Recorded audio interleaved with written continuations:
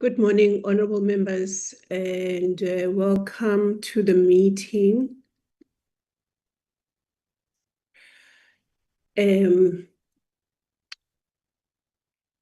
of the committee. I trust you are warm wherever you are and are ready for us to start our meeting, which I don't believe is a long meeting. And I hope that we will deliberate and, be in a position to be ready to do our budget vote debate next week on the 10th. But before we start, let us just observe a moment of silence, please. As we do that, let us be mindful of the people in the Eastern Cape, the people that we have received messages of them having... Recording in progress. Let us remember their families and even this time that we are in now, the budget votes and cuts and things, let us just be mindful of that as we observe this moment of silence and for prayer and meditation. Thank you.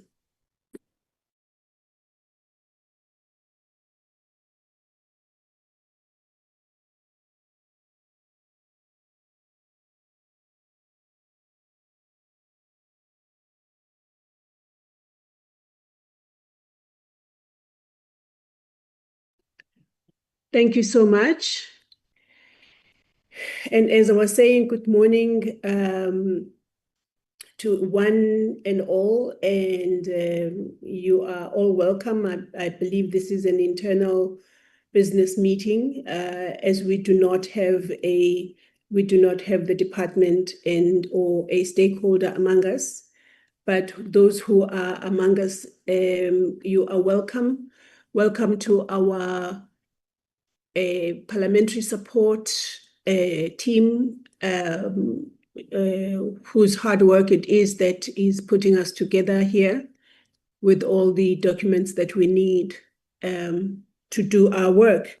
So you are all welcome, and we shall start. So I will hand over to Lindiwe to take us through the formalities that will allow us to do our work. Thanks, Lindiwe. Thank you very much, Chair. I will just flight the agenda of today's meeting. Just a minute, Chair.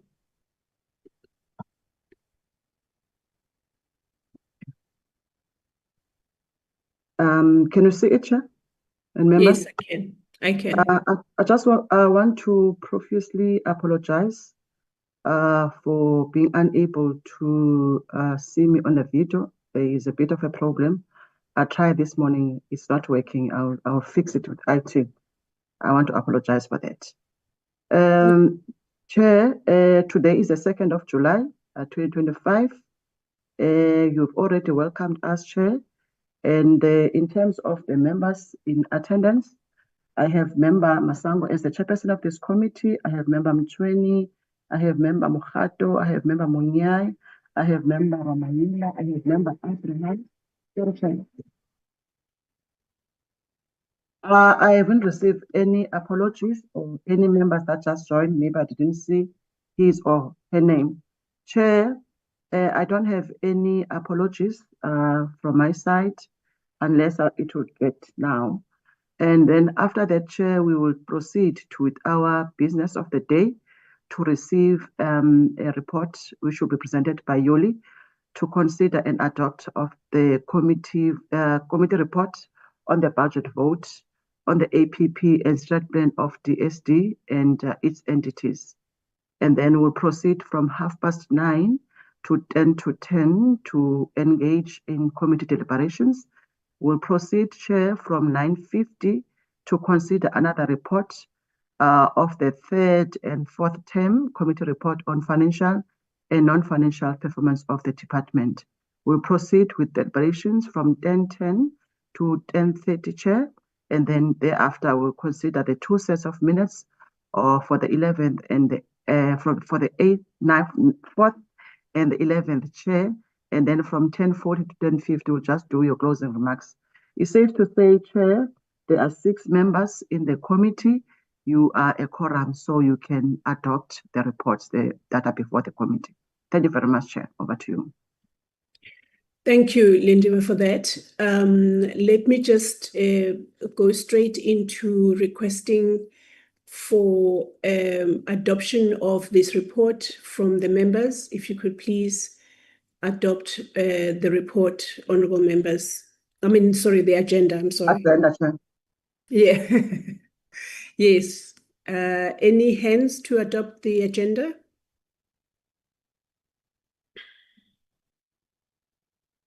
Honorable Ramaila. Good morning, Chair. Thank you. I move for the adoption of the agenda. Thank you. Thank you so much, Honorable Ramaila and Honorable Mahato. Thank you very much, Chairperson. I second the agenda. No, thank you so much, Honorable Mahato, for that. So we have a agenda that has been adopted by the honorable members of this committee, which allows us then to go ahead with our work. I would go straight into asking Yoli to take us through the first report, which is the budget vote committee report on annual performance plans and strategic plans of the Department of Social Development and its entity. It is over to you, Yoli. You look very warm. I hope you feel as you look. Thank you so much. Over to you. Thank you, Chairperson. Yeah, I'm sitting in a very cold place here. Good morning to you. Good morning to the honorable members and my colleagues. Chairperson, I'm assuming we're going to do as we normally do. I'm just zooming to the deliberations, but it is just my assumption. Can I just get an indication from the members and you, Chair, whether we still do the same method or I take you through the entire report? Honorable members, are we doing what we normally do with this report, zooming into the deliberations and recommendations? Are we is Yoli to assume that the members have gone through the report? Honorable Mnyai? I would appreciate if she can just lift issues of high level for 5 to 10 minutes, then we can go to recommendations and deliberations. Okay, that is a reasonable request. I take it that is the view of the honorable members at large. I don't see any other hand. I agree with the Honorable Mnyai. Not agree, I'm supporting his request. If you could just go ahead high level and then zoom in as we normally do. Thanks, Yoli. Thank you, Chair. Can you see the page I'm on now? Yes, we can. Okay.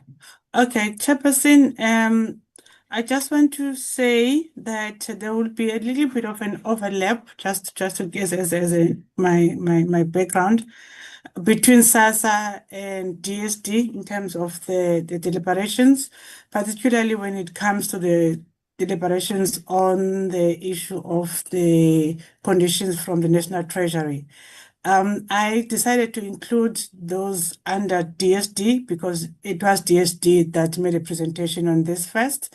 But when they responded, oh, I'm just mute here, Chair.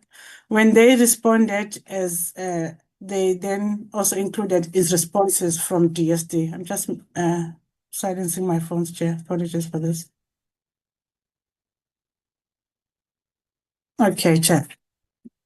Okay, the first one, Chair, that the committee noted under Children's Services, the committee raised a concern that there was no target or timeframe set in the strategic plan. Oh, before I also continue, Chair, I also wish to inform the members that the remember we had two meetings on the strat plans, the original one on the 23rd of April, and then we had one on the 18th. So because this is a continuation, the process was just put on hold so that the departments can revise. So some of the issues were raised on the meeting on the 23rd, and some were raised on the meeting on the 18th, but most of them were just similar issues. So these deliberations, Chair, they captured the deliberations on the 23rd and the deliberations on the 18th. So they're all combined in this report. So the committee raised concern that there was no target or time frame set in the strategic plan and annual plan for the relocation of the Office of the Rights of Children from DSD to the presidency. This was agreed in 2020 already, but to date there is no progress. What is hold up of the transfer of the function, and also the committee also raised a concern that the department was not prioritizing the move from the National Plan of Action for Children, in short NPAC, to the National Strategy to Accelerate Action for Children, NSAC in short. Instead, it still set a target to submit the National Plan of Action for Children to Cabinet for approval. The footnote there, Chair, in the report, I put it there that this target was since revised, and the department then changed the target to reflect the development of the national strategy to accelerate action for children. So this concern of the committee was addressed in the revised strategic plan. The committee also wanted to know if the department had started the costing of child protection services. If it had not, what was the hold up, and when would provinces start funding child protection services at the level of reasonable core costs? The department explained that it is responsible for the Office of the Rights of Children in South Africa through the development of the National Plan of Action for Children, which is a 5-year plan. There was a plan to move this unit to presidency, but it was not declared by the president during SONA. This function can only be approved by president. A process to move this unit was established through the National Macro Organization of Government and the establishment of a technical team that is chaired by the presidency to deal with the movement of a department or a unit from one department to the other. What is left is for the ministers to agree on the movement of this unit from DSD to presidency. The presidency developed the NSAC to replace the NPAC that was agreed by the Director General Cluster. The strategy is ready for presentation to Cabinet once the ministers agree that the department can proceed. Now, just to remind the members, this was a response to the questions that were raised in the meeting of the 23rd of April. But the events have already overtaken them because this target is now revised and is in the strategic plan now, in the revised one, Chair. Under Social Assistance Program, the committee noted that SASSA used to have a target in its APP to improve the take-up of child support grant for under 1-year-olds. It had, however, consistently not met this target over the past 4 years. The new medium-term target has changed to improve the take-up for under 2-year-olds. What is the department's rationale for changing this target from 1-year-olds to 2 years?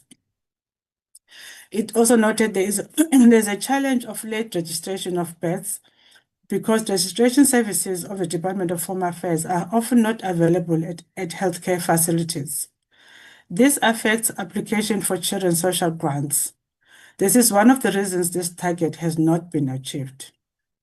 The committee also requested the department to present the data on the under-year-olds over the 4 years period and explain the reason it has not done well on reaching under 1-year-olds and what it intends to do about that.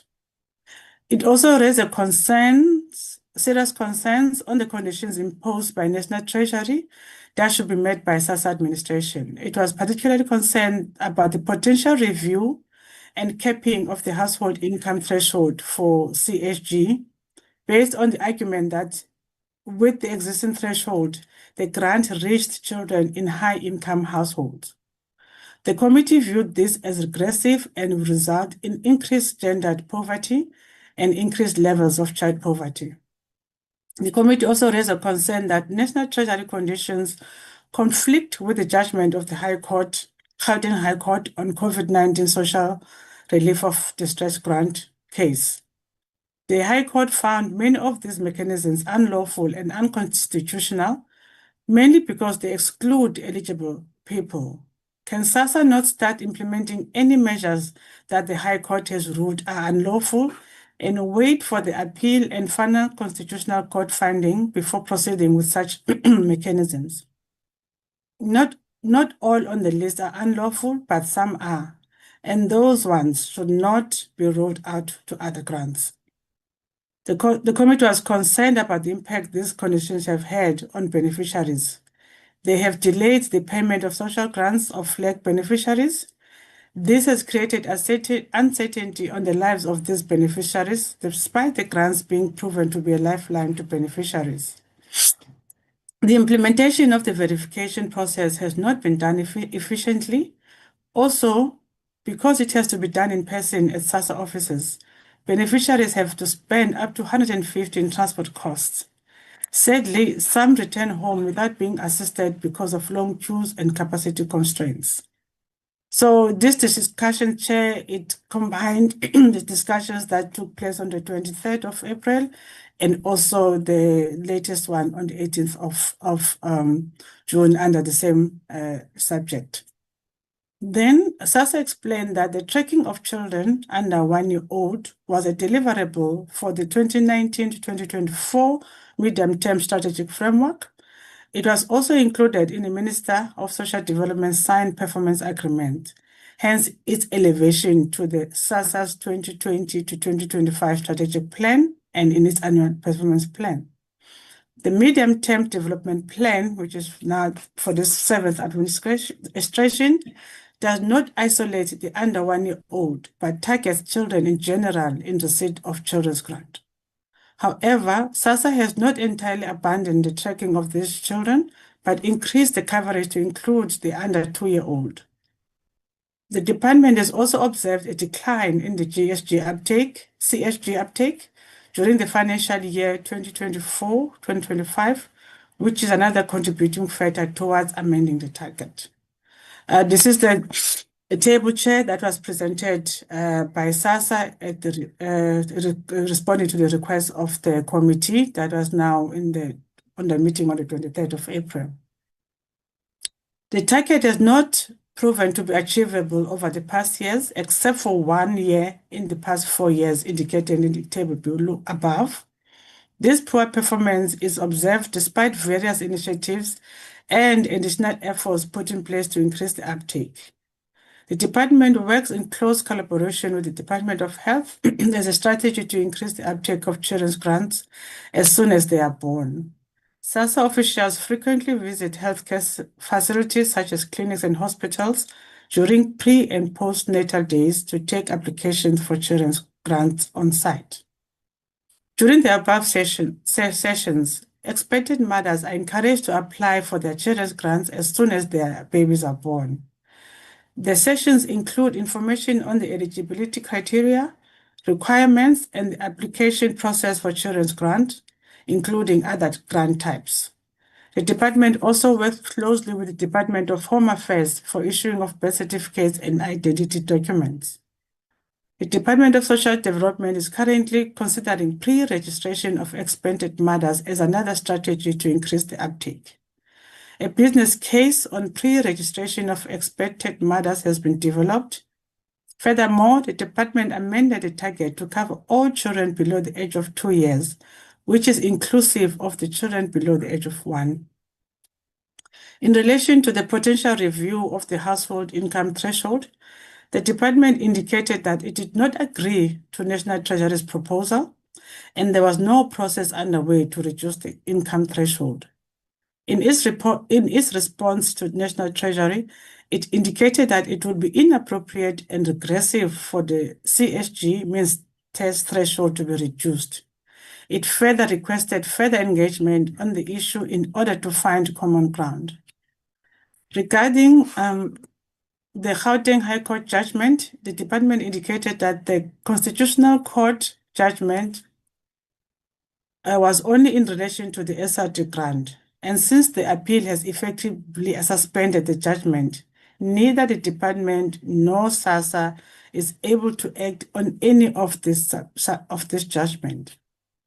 Then SASSA further explained that the High Court has granted leave to appeal the entire judgment, and it quoted, due to the complexity and seriousness of this case, which impacts on the most vulnerable and to almost 30% of population, and the public interest that it raises, it deserves the attention of the Supreme Court of Appeal, a close quote. The Social Assistance Act and its regulations enable SASSA to conduct reviews whenever it gains information that a client may be defrauding it, or that their circumstances have changed and they have not informed it. SASSA has been doing this consistently over the years as it managed to access various data sources from other government departments. It was important to note that all legal prescripts will be followed to enable clients who are identified as possible defrauding the agency, namely notification of a review for 30 days, notification of suspension for 30 days if the person fails to conduct the review. The grant can still be reinstated if the client comes forward and completes the review and if they still qualify. Notification of cancelling the grant, which is 30 days. After 90 days, if the client does not come forward, the grant will be permanently terminated.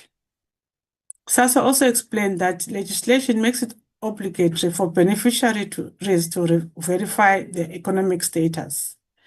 The measure put in place aimed to address issues of identity theft and other related matters. SASSA is implementing a number of digital platforms to improve efficiency, including installation of kiosks and Wi-Fi access at local offices, actions to address the vulnerabilities in the SRD grant, and this is a continuous process. SASSA has also extended the scope of ICT monitoring, including closing down fake websites mimicking its website. Under the Inspectorate for Social Assistance, the committee wanted to know if the 2.4 million that was allocated to fund the establishment of the Inspectorate was sufficient. It also wanted to know the status of its listing. The department explained that National Treasury informed it that there was no budget for the establishment of the Inspectorate. The 2.4 million was allocated for the appointment of the director. The Department of Public Service and Administration and National Treasury will then advise on the structure of the Inspectorate. Regarding the listing of the Inspectorate, the department submitted all necessary documents to DPSA. DPSA established an interdepartmental task team to consider the documents. The timing of the release of the outcome depends on DPSA. Under poverty alleviation, the committee wanted to know the status of the integrated poverty alleviation strategy that maps out a coordinated approach by all implicated departments in addressing the different elements necessary to eradicate poverty under DSD leadership. The department reported that the strategy was developed and presented at FOSAT. It was advised that the strategy must be integrated into the MTDP for the department to develop 5-year targets for its implementation. The approach agreed upon was that the strategy will be coordinated by presidency, especially by the Deputy President's Office, to ensure that government implements targets to address poverty in the country. An interministerial committee will be established to ensure that monitoring of tasks takes place. DST's role to implement poverty alleviation strategy is through social grants and linking of social protection to economic opportunities. These are included in the DST strategy and in the APP. Under food security, the committee wanted to know the status of the National Food Security Plan. The department explained that it participates in the National Household Food and Nutrition Plan as far as access to food is concerned. A new plan was developed and approved by Cabinet for implementation in 2024. DST's intervention of of providing food to the vulnerable people is through its center-based feeding program, including the community nutrition and development centers, drop-in centers, and old age homes and social grants that are used mostly to buy food by beneficiaries. Under NPO funding, the committee noted that DSD's APP did not mention the sector funding policy. The policy is supposed to be facilitating improvements in provincial DSD budget transfers to NPOs. However, there seems to be a lack of clarity on its status. It is not clear if it has been approved by Cabinet. It is also not clear whether provincial MECs have agreed to it. The department reported that the policy was developed and approved in the previous APP. The policy is meant to guide and standardize funding processes in provinces. It sets standards about funding norms, procedures, and timelines when funding NPOs. It is an operational plan, not a legislative policy. Therefore, it does not need to be approved by Cabinet. The policy was developed together with other guidelines as instruments to be used by provinces. The policy was presented to the heads of social development and MINMEC for endorsement. Provincial officials responsible for funding have been trained to implement it.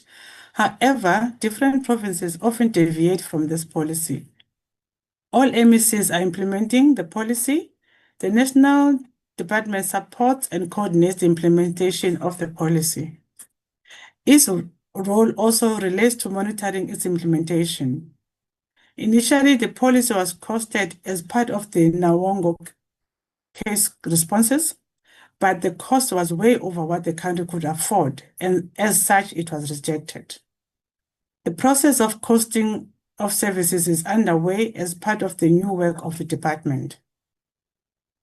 Under gender-based violence, the committee was concerned that the persistent high levels of gender-based violence and femicide in the country. It appears that programs that are implemented to curb this pandemic are not achieving the intended impact. There is an emerging trend, particularly in KwaZulu-Natal, where women are randomly injected with drugs on the streets.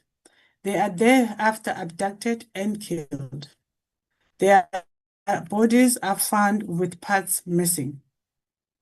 The department reported that the Justice, Crime Prevention and Security Cluster convened a meeting in April 2025 in response to the increase in gender-based violence and called for the cluster and social development to develop a short-term plan of action for 90 days to respond to the GBV.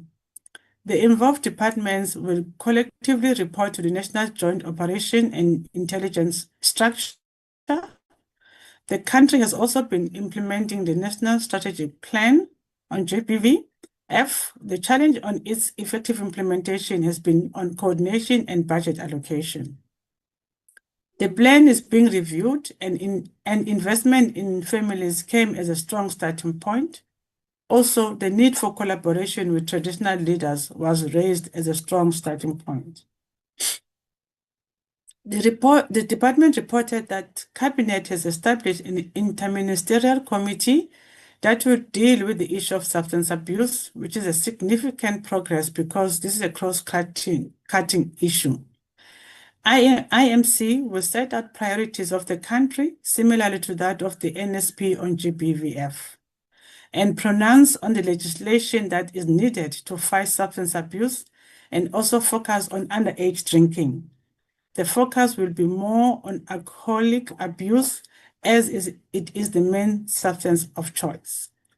This is how far, Chair, I captured the deliberations on presentation from DSD, Strat Plan and APP. I can pause if members want to make an input before I move to SASA and to the NDA.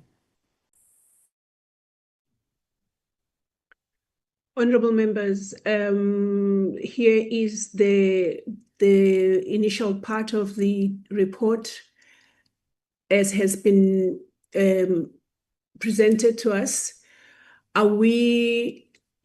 Can Yoli go ahead and complete the report, or are we saying we can deliberate on this on the main part, which is the department, and then she can go ahead? May I have a sense from colleagues, please? Okay, Chairperson, my hand's raised. May I proceed? I cannot see it, so please proceed. I don't know what has happened to my gadget here. I can't see hands at all. Please go Okay, ahead. thank you, Chairperson. Chairperson, from my perspective, I would appreciate if we, do the whole report, SASSA and NDA as well, and then also the recommendations, because what I find is that in my reading of the report, sometimes the deliberations actually speak to the recommendations. And for me, I would, if I just comment on this portion, I might just lean into the recommendations as well. And I don't want to prolong the meeting longer than it should be, or confuse Yuli when she's capturing. So that's just my preference to finish the entire report because there is some cross issues between deliberations and recommendations. Thank you, Chairperson. Right. Honorable Manyai? No, I can still come back. I wanted to contribute here. However, if since the honorable member recommended that we should allow the other report of SASSA to be presented, Sure. I have no problem. Sure. No I problem. tend to agree with that. Okay, sorry. No, I agree. We'll engage after that. Okay. Okay. So that request is sustained, Yoli.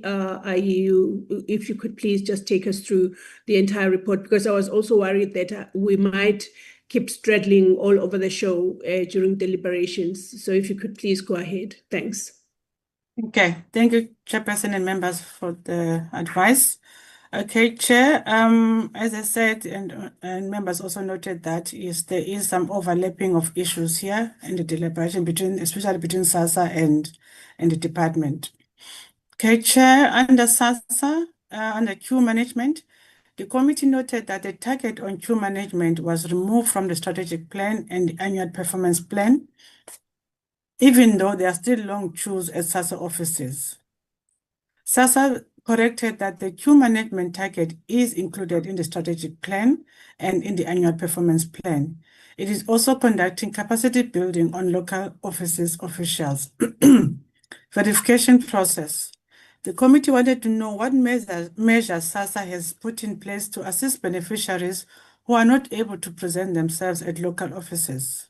The crisis that occurred with the replacement of SASSA gold cards should be averted. SASSA reported that it was in the last stage of rolling out biometric measures on all social grants, making it compulsory to all applicants. It has issued a tender for service provider to assist clients in the verification process. The outcome letter that is given to the beneficiaries has a line that obligates the beneficiaries to update SASSA for a change in their personal circumstances. SASSA is in the process of developing mechanisms that will enable beneficiaries to do verification on their own. In cases where a client has a cell phone, they can call SASSA toll-free line, then can also visit SASSA offices. Closure of pay points. The committee reiterated its concern on the impact of the closure of pay points. The decision adversely affected local traders as well as their income support for their families and wealth of Black people. Beneficiaries now have to travel to local towns and spend more on transport costs. The minister explained that the pay points were closed without any alternatives put in place because of the severity risk both to security personnel and to beneficiaries. The DSD and SASSA were reviewing this decision on the closure of pay points. Chair, I think I need water. Can I just choose for some minutes to get water? No problem.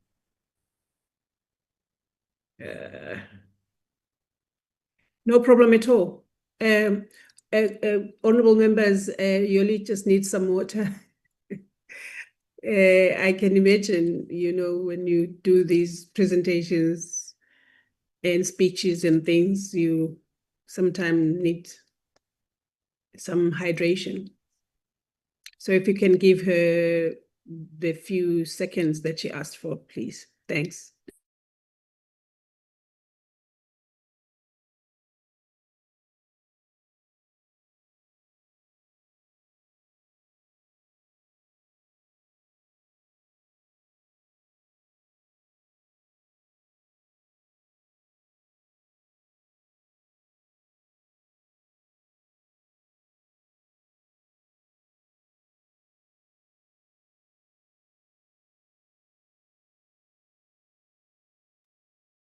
Thank you, members. Okay, I'm just gonna start. Oh, the points I've done with it. The next one, Chair, is on capacity constraints at local offices.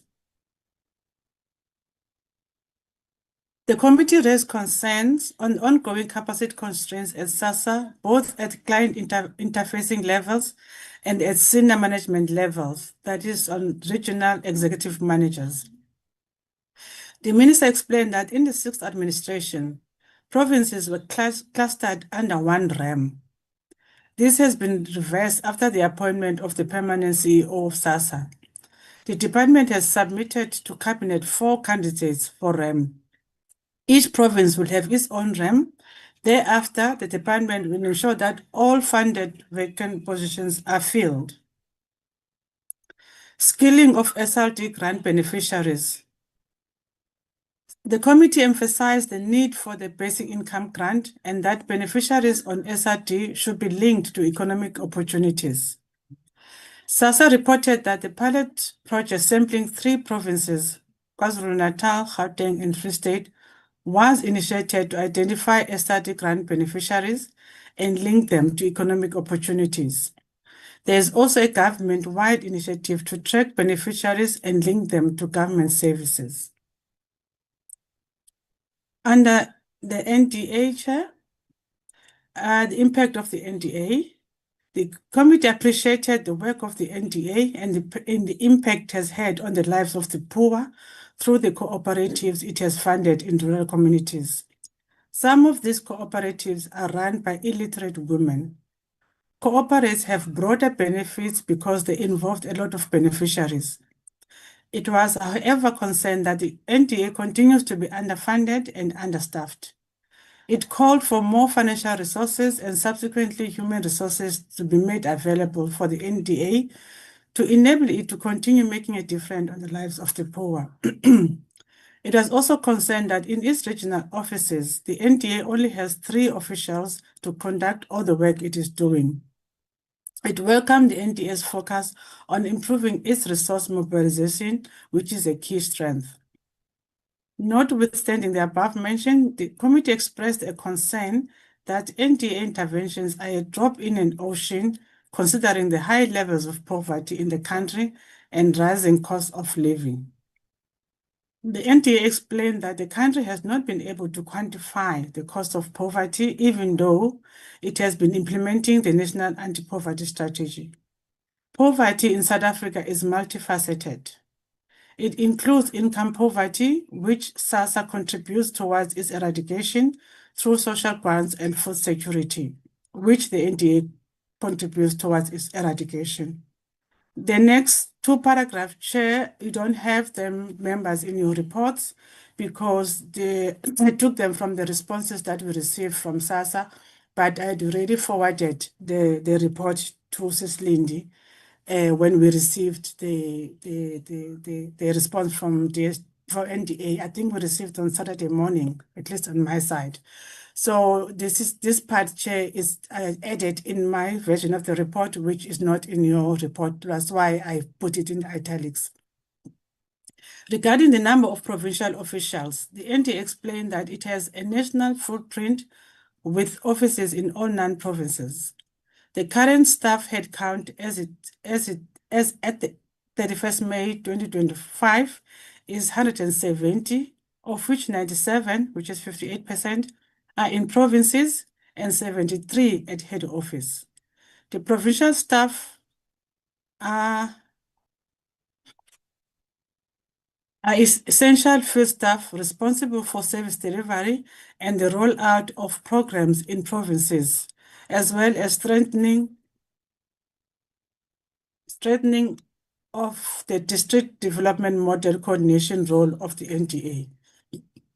The organizational structure review process is also aimed at determining the appropriate staffing levels required for provinces based on what the NDA has to deliver, the size of the provinces, the terrain, and poverty nodes. Misaligned funding model. The committee reiterated its concern on the misalignment on the NDA funding model. The budget allocation has higher administrative costs of 22%, while it has reduced the number of its employees. The cost of employees consumes the largest share of the NDA's total budget, with a value of 157.2 million. Program 1 accounts for 58.7%, Program 2 for 86.5%, and Program 3 for 66%. The cost of employees over the medium-term period amounts to 689.4 million, but cumulatively, including the allocation from DSD and additional donor funding, it totals to 221.8 million. Chair, I think here I will need some understanding, because for me the number seems to not to be adding, but I can be assisted. Maybe there's something I'm missing here, but I captured as it was presented in the meeting. This demonstrates that there is still a long way to go to reach an equilibrium point because the employee costs are too high. To reach the equilibrium point, the NDA will need 487.6 million. This suggests that the minister may need to consider right sizing of the employees. The misaligned funding model may send a wrong message to the donors that their funds may be used to finance employee costs. This would be detrimental considering the impact the NDA has had on people's lives, as the committee observed during its oversight visit to NDA-funded projects in Gauteng province. The minister welcomed the concern of the committee. The DSD is equally concerned about the 63 budget of the NDA going to the cost of employees, and it is addressing that with the NDA. The NDA has embarked on cost-cutting measures to address the misalignment. It is aimed that by the end of the second quarter of 2025-2026, the misalignment will have changed. The NDA reported that it set a target to finalize its organizational structure, which will address the issue of misalignment of funding model. It also reported that throughout the medium term, the number of employees across 3 programs will be retained at 194 positions. The operational costs remain high because they include costs to operate offices, ICT infrastructure, and audit fees. To contain the cost, the NDA has reduced the size of offices both in provinces and in national office to reduce rental costs. The operational costs are always above inflation costs, with annual escalation around 7% and 8%. Appointment of a permanent CEO. The committee noted that the salary level of the CEO is between 7 to 20 and wanted to know if it will be reviewed before the new CEO is appointed. The minister explained that the salary of a CEO is regulated and determined by the board. However, the committee had previously raised a critical question that the department and the NDA are still seized with, which is whether the CEO should be appointed by the board that is on exit or by the incoming board. The social development portfolio is also working hard to address the challenges of the NDA so that it can fulfill its mandate. As I explained, Chair, about the paragraph that are in italics, the NDA further explained that the NDA has a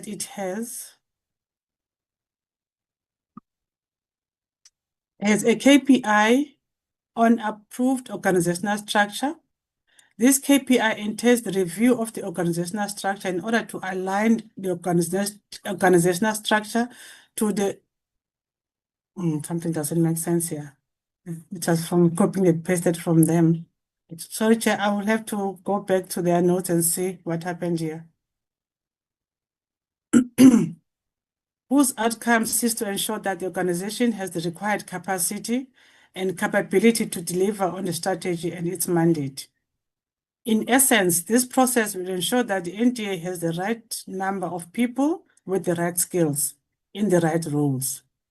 An inherent part of this process, among others, is the salary benchmarking exercise. A salary benchmarking process is being undertaken for all positions in the NDA organogram, not only the position of the Chief Executive Officer. The primary objective of salary benchmarking is to determine whether salaries of each position in the organogram are commensurate with the level of contribution, output, expected experience, and qualification. It also determines whether the organization's salaries align with the market rates. In this regard, the market refers to organizations of similar size, sector, revenue, and/or budget allocation. NDA salaries are being compared with organizations in the public sector and specifically national public entities listed as Schedule 3 of the Public Financial Management Act. As an outcome of the salary benchmarking exercise, a pay scale will be developed for the different job levels based on market data and affordability. The pay scale is to be presented to the board for approval and will form part of the NDA's remuneration policy. On the exit strategy, the committee wanted to know if the NDA has an exit strategy for when donor funding comes to an end and which program is affected the most. This question, Chair, was not responded to. On donor funding, the committee noted that the legislation makes provision for the NDA to be a conduit for donor funding. It, however, does not specify that this role is solely only for the NDA. Over time, the public has lost confidence in government's management of donor funds. This was evident in the management of COVID-19 donor funds. Various donor funds have thus opted to fund the cooperative directly using non-government organizations to administer the funds. The NDA was given an opportunity to administer the Criminal Asset Recovery Accounts funds. The NDA was allocated 6 million to administer the Gender-Based Violence Program. This program was poorly implemented because the NDA officials were not experts of gender-based violence. The funding should have been allocated to provinces because of their proximity to the local organizations. Also, provincial departments already implement victim empowerment programs. It will never be possible for the NDA to administer government funds. There are some capable provinces and municipalities who are closer to the ground that can administer donor funds. The NDA board chairperson cautioned that it is important for members of parliament to conduct research before they ask questions. It is not true that the NDA misappropriated the funds. The NDA was initially funded directly by National Treasury. It was not funded via a line function of DSD. This was changed when it was relocated to DSD and its fundings appropriated via the budget vote of DSD, as it is also the case with SASSA. It is important for the members of the committee to view the NDA as an entity of government and not only focus on negative aspects or problems. The oversight work of the committee should focus on assisting the NDA to implement its mandate because poverty eradication is not solely the responsibility of the NDA. NDA has to work with other government departments. Duplication of roles between DSD and the NDA. The committee noted that it seemed that DSD under Program 5 and the NDA have duplicated work. For instance, the Work to link social grants beneficiaries to economic opportunities is done both by the NDA and DSD. The department explained that poverty alleviation cuts across government departments. The NDA specifically provides grant funding to local cooperatives. DSD does not work with cooperatives. However, both DSD and NDA blend together, and the Department of Planning, Monitoring and Evaluation has advised that there needs to be more alignment between DSD and NDA. The NDA acting CEO has also been engaging with heads of departments of provincial DSDs to identify areas of duplication. Under youth employment, the committee was concerned about a decline in youth employment funding, while youth employment in the country has been increasing. Contingency funding, the committee wanted to know if the NDA has a contingency fund to cushion it against potential economic shocks due to global geopolitical tensions. Impact measures, the committee was concerned that the NDA targets focus more on capacitation of CSOs and their beneficiaries. There are no targets that focus on measuring the number of households moved out of poverty. This is the core mandate of the NDA.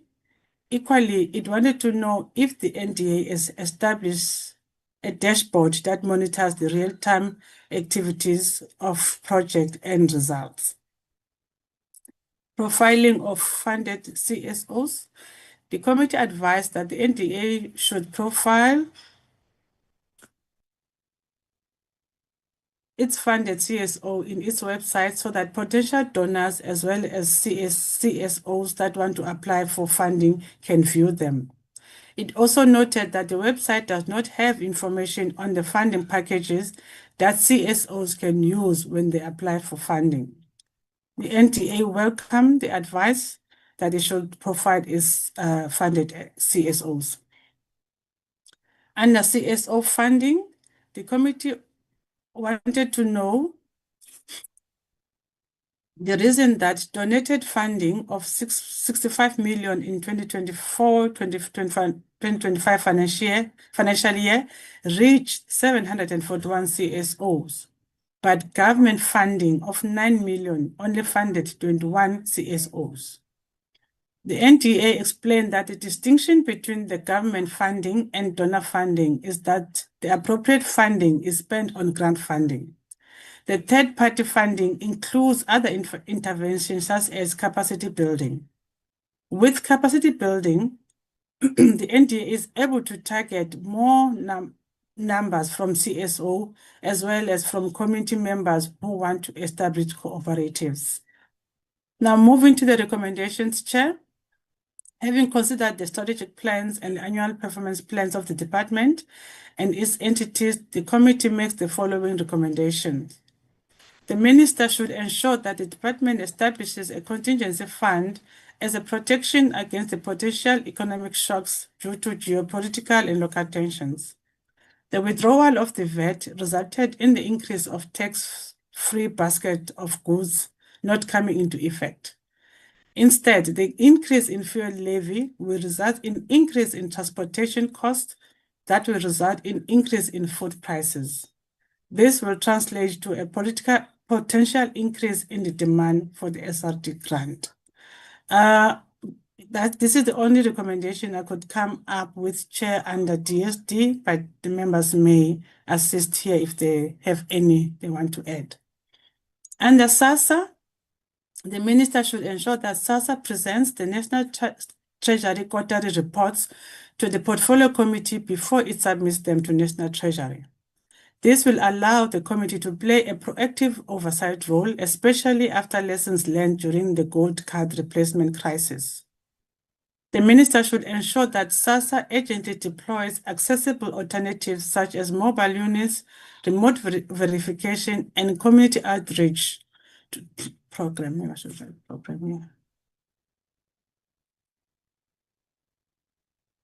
rural and remote communities, as well to elderly and infirm beneficiaries. No cost-saving measure should come at the expense of vulnerable social grant beneficiaries. Also, the verification measures put in place should be efficiently implemented, systems strengthened, and capacity constraints at local offices addressed by filling vacant posts at client interfacing offices. The delays in the verification measures due to lack of accessibility and capacity constraints should not result in the lack of payment of social grants. Under NDA, the minister should ensure that the NDA cooperates with the Department of Small Business Development because cooperatives are a business and may need to be funded by this department. The NDA may also need to look at the possibility of sourcing funds from the presidential stimulus package for the CSOs. The minister should also ensure that the NDA profiles its funded CSOs and make the information accessible to the public. This will enable potential donors to view them and give them confidence that their funds will be used for intended purposes. This will also ensure that there is transparency in grant funding to the CSOs. The minister should ensure that the department is the NDA.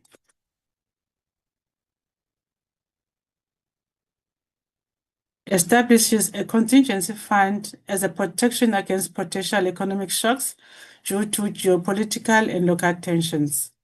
Okay, this chair, I can be advised, it's similar to the recommendation I made under DSD because the same issues were raised for NDA and DSD. Chairperson, that's the end of my part. I will then take comments from the members.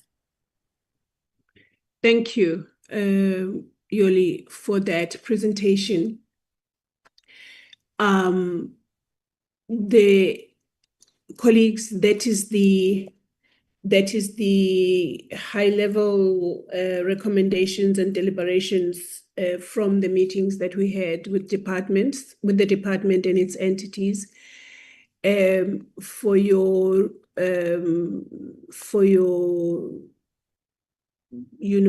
deliberation and hopefully adoption. I will take hands, and it is the Honorable Abrams that I can see. That is the only hand at this stage. Oh, she's followed by Honorable Tafeni, Honorable Monyai, Honorable Mare. Let me just go down. I see Honorable Gqabaza. Honorable Gqabaza. And then my laptop just refuses to show me anyone more than that. Yoli, may I please ask that you remove the shared document? Yeah, then I can see. After the Honorable Gqabaza, there is the Honorable Mahato. In that order, Honorable Abrams. Thank you very much, Chairperson, and thank you to Yoli for the work that's gone into this report. I will try and speak slowly so that Yoli is able to write it down and capture everything. So on page 23, the last paragraph, I think you just need to delete the word raised because there's a duplication there. You say raised and then also raised, so that's just a grammar check. Then on page 26, sorry, I don't know whether there's a difference here because I have the extracted page, so I'm not in the original document, so I can quickly go back to the document because my numbering is different to yours now. Yes. Okay. Yes, I'm looking obviously at the PDF that we received, and on also the updated PDF that includes all your italic paragraphs. I'm looking at the one that we received. Yeah. Okay, now let me go to the actual report, members. Just give me a few seconds. I'm on the pages that I took from the actual report, then I can follow you. I have a what can I say? I have a recommendation on the recommendations. to say the grammatical typos and so on and so forth, if because you have them now, honorable members, as on a list of sorts, can you not send that to Yoli so that we can deal with the issue, the actual issues, yeah, please. Is that a fair recommendation, Honorable Abrams? Yes, it is, and that was the only one I actually found, but I'll also send all my other comments also in writing for ease of reference. Sure, no problem. Go ahead. Thanks. I don't know if I'm waiting for Yuli to say that she's got the report up or if I must proceed. Please proceed with the issues. Okay. So also on page 26, the Inspectorate for Social Assistance, it speaks, I know in the committee they said that they've only got 2.4 million for the head of the inspectorate, but then on page 20, it references 24 million for the entire inspectorate. I just need to know if that is a mistake in where the dot needs to be, if it's supposed to be 2.4, or if that is indeed taken out from the National Treasury's budget from that link, because my understanding is that it's only been a 2.4 million that was given to the inspectorate for the purpose of the head and not 24 million as on page 20. Then, Chairperson, page 28 that speaks to the MPO funding policy. So, and that's what we're deliberating, because my impression that was given was that the sector funding policy is not completed. Because if it was completed and was meant to be the solution to the ongoing problems in some of the provinces, and it is completed and is being implemented in the provinces, but then the situation, for example, in Gauteng it still persists. The problems with the NGOs, they still persist. So is that then saying that we now have this completed NPO funding policy that is actually, unable to solve the problems because provinces can just adapt their policy as they see fit? And understanding provinces that don't have the same funding challenges as Gauteng, can do it if they aren't shortchanging the NGOs. But then the policy that we've been communicated on that's supposed to solve all the problems, it's then not solving anything. So I just want clarity if the department said and confirmed that that policy actually is being implemented and it's completed. Because like I said, my understanding is that it's still TBC. And just clarity on what exactly was rejected, because the wording's a little confusing for me. Was it just the costing model that due to unaffordability that was rejected? Because it reads a bit almost like the entire policy was rejected. And then, Chairperson, under the deliberations for SASSA, I did note that, there's the wording that says, permanently terminated if the beneficiary does not come forward with all their changes and to get themselves verified. I would recommend that we remove the word permanently terminated, well, just the word permanently, and just go with terminated, because in the event that somebody whose grant has been terminated eventually does present themselves to SASSA and they are still found to be eligible to receive a grant, then that person, SASSA, should be reinstated if they are eligible. So to me, the saying that it must permanently be terminated is just very definitive. And I think we should just remove that word permanently. Then, Chairperson, I do think it's important under the committee deliberations under SASSA that we do mention that our ongoing concern when it comes to fraud and corruption within SASSA, within all the grants, particularly within the SRD 370 grants, noting that the full investigation must still commence. Fraud and corruption is costing SASSA hundreds of millions of rands, and it's locking out eligible beneficiaries. And I think it's a topic that as members, we do deliberate on constantly, and it should reflect in our deliberations. Then moving on to the NDA, if I just need to go to that part in the report quickly, if you can just give me a second. Page 46, NDA. The first paragraph, the way I read it, it's almost a bit contradicting the committee, because it says there that the first paragraph sounds like the committee is saying, on the one hand, NDA is poorly and insufficiently staffed, but then further in the report, the committee highlights concerns over cost of employees and so forth. And I just wanted to maybe ask Julie, in that first paragraph on page 43, when she refers to it was, however, concerned, is she not referring that the NDA is concerned about its staffing, and the NDA is concerned that its regional officers only have 3 officials?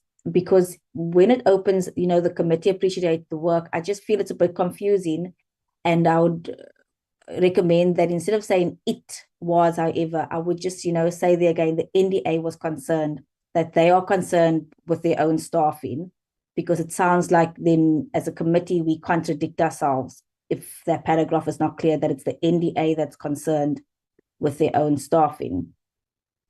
Then I'm happy to see the italic parts about the re-regulating of salaries across the board. Shudder to think if they would have even included that if it wasn't raised, if the CEO's salary wasn't raised in that meeting. And then, Chairperson, under the deliberations for the NDA, where we deliberate on the impact of, let's see, I think it's under, yes, impact measures. It's on page 46, impact measures.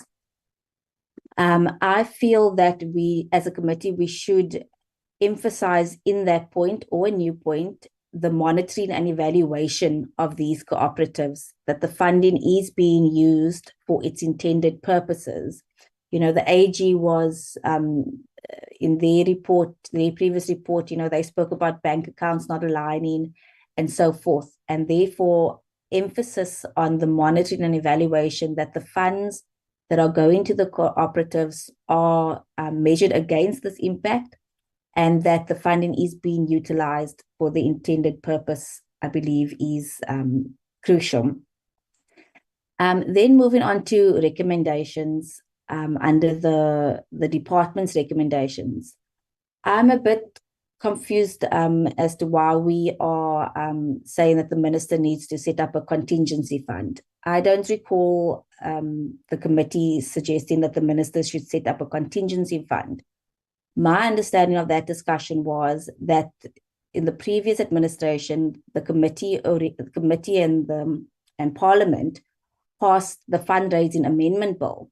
And the fundraising amendment bill was meant to be the tool and the fund which would then see to shocks such as your environmental shocks and the current disasters that we are seeing now in the Eastern Cape and KZN.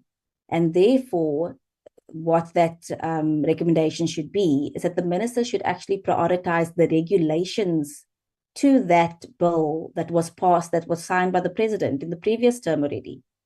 So the minister and the executive is dragging their feet on the regulations for that bill to be implemented, because I think the term that was used there, it is the National Social Development Fund. So there already is a fund. The minister must just do the regulations to give effect to that fund. And then 10.2, I do think that we should clarify which reports we are asking from SASSA, and if maybe the wording can just be, the verification or, conditions reports, because for anybody reading the report, they might not know exactly which reports we are referring to. So, just maybe the verifications or the National Treasury conditions imposed, whichever wording will be best. And then another recommendation that I feel needs to go under there is that the minister needs to ensure that the outstanding social security policies, which also speak to their targets, are prioritized for completion. There are lots of targets in that program 3 that have been long outstanding that just does not seem to reach conclusion. I do also think that another recommendation there is that the minister also needs to take responsibility to ensure that fraud and corruption within the entities, and if you want to say particularly SASSA, is urgently addressed by the implementation of the investigation into the social grants payment system as outlined to this committee in a meeting on I think it's the 24th or 25th of February, which also means conducting lifestyle audits on employees. So I do think the minister, although it's particularly for SASSA, the minister needs to take some accountability to ensure that, the fraud and corruption and the investigation into the grants take place and that it's rooted out. And then similarly for the SASSA recommendation, I feel that, a strong stance on fraud and corruption from within SASSA needs to be repeated there, because it's also for the SASSA CEO to take accountability to rooting out fraud and corruption. And then I also feel that maybe going back to the minister's recommendation on the whole topic of fraud and corruption, that the minister must prioritize the capacitation of the Inspectorate for Social Assistance as envisioned in the Social Assistance Act, because SASSA cannot investigate themselves, and that fraud unit is still sitting within SASSA and not independently as per the Act. So, Chairperson, that would be my contributions. And like I said, I'll just tidy up my notes and I will also forward it to Yuri. Thank you. Thank you, Honorable Abrams, for those contributions. I just need to be guided because I believe these are...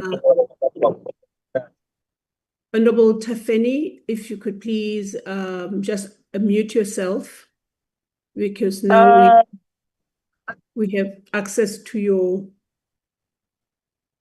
I just wanted to say something before you speak, Honorable.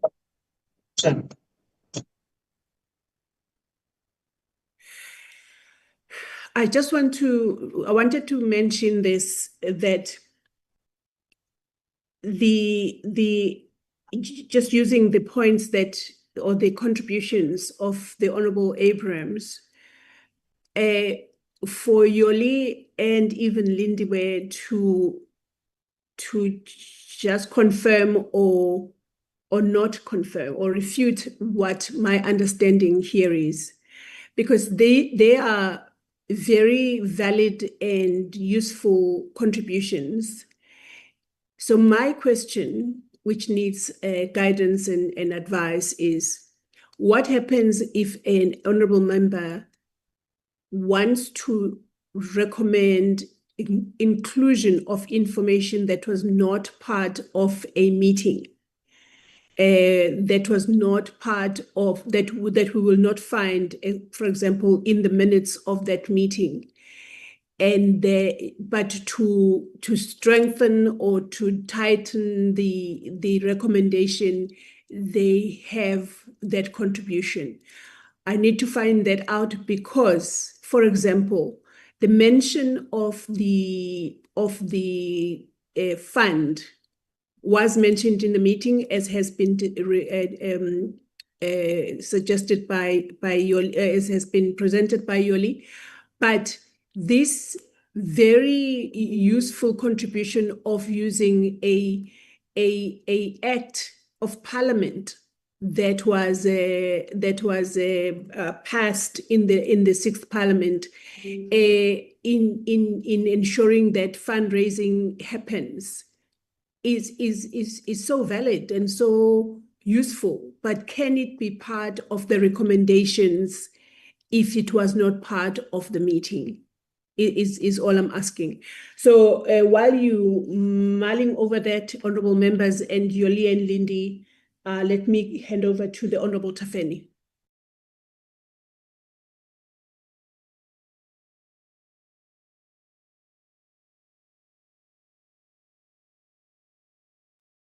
Honorable Tafeni, you can go ahead, ma'am.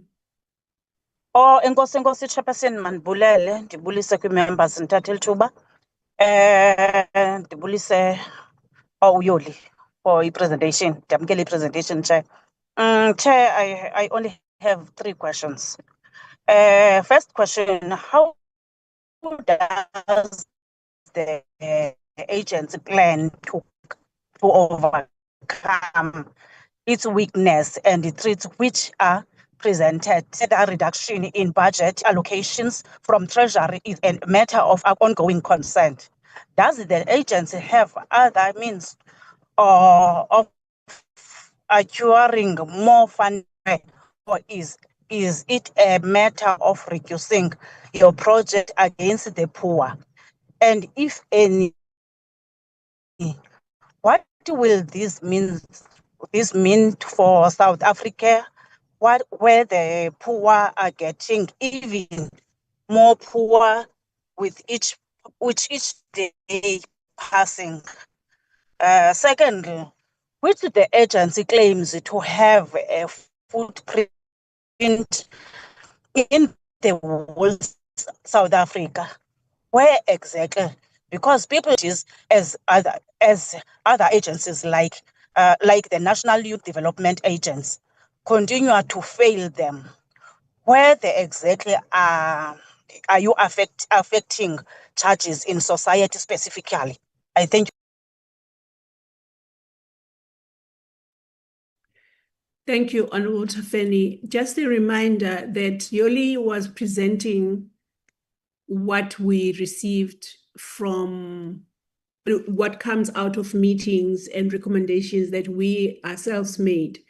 So she may not be able to answer questions that are directed to the department or to SASSA, or unless it is an issue of clarity in the report. I just thought I would make that point in response to your contributions, Honorable Tafeni. Honorable Munyai.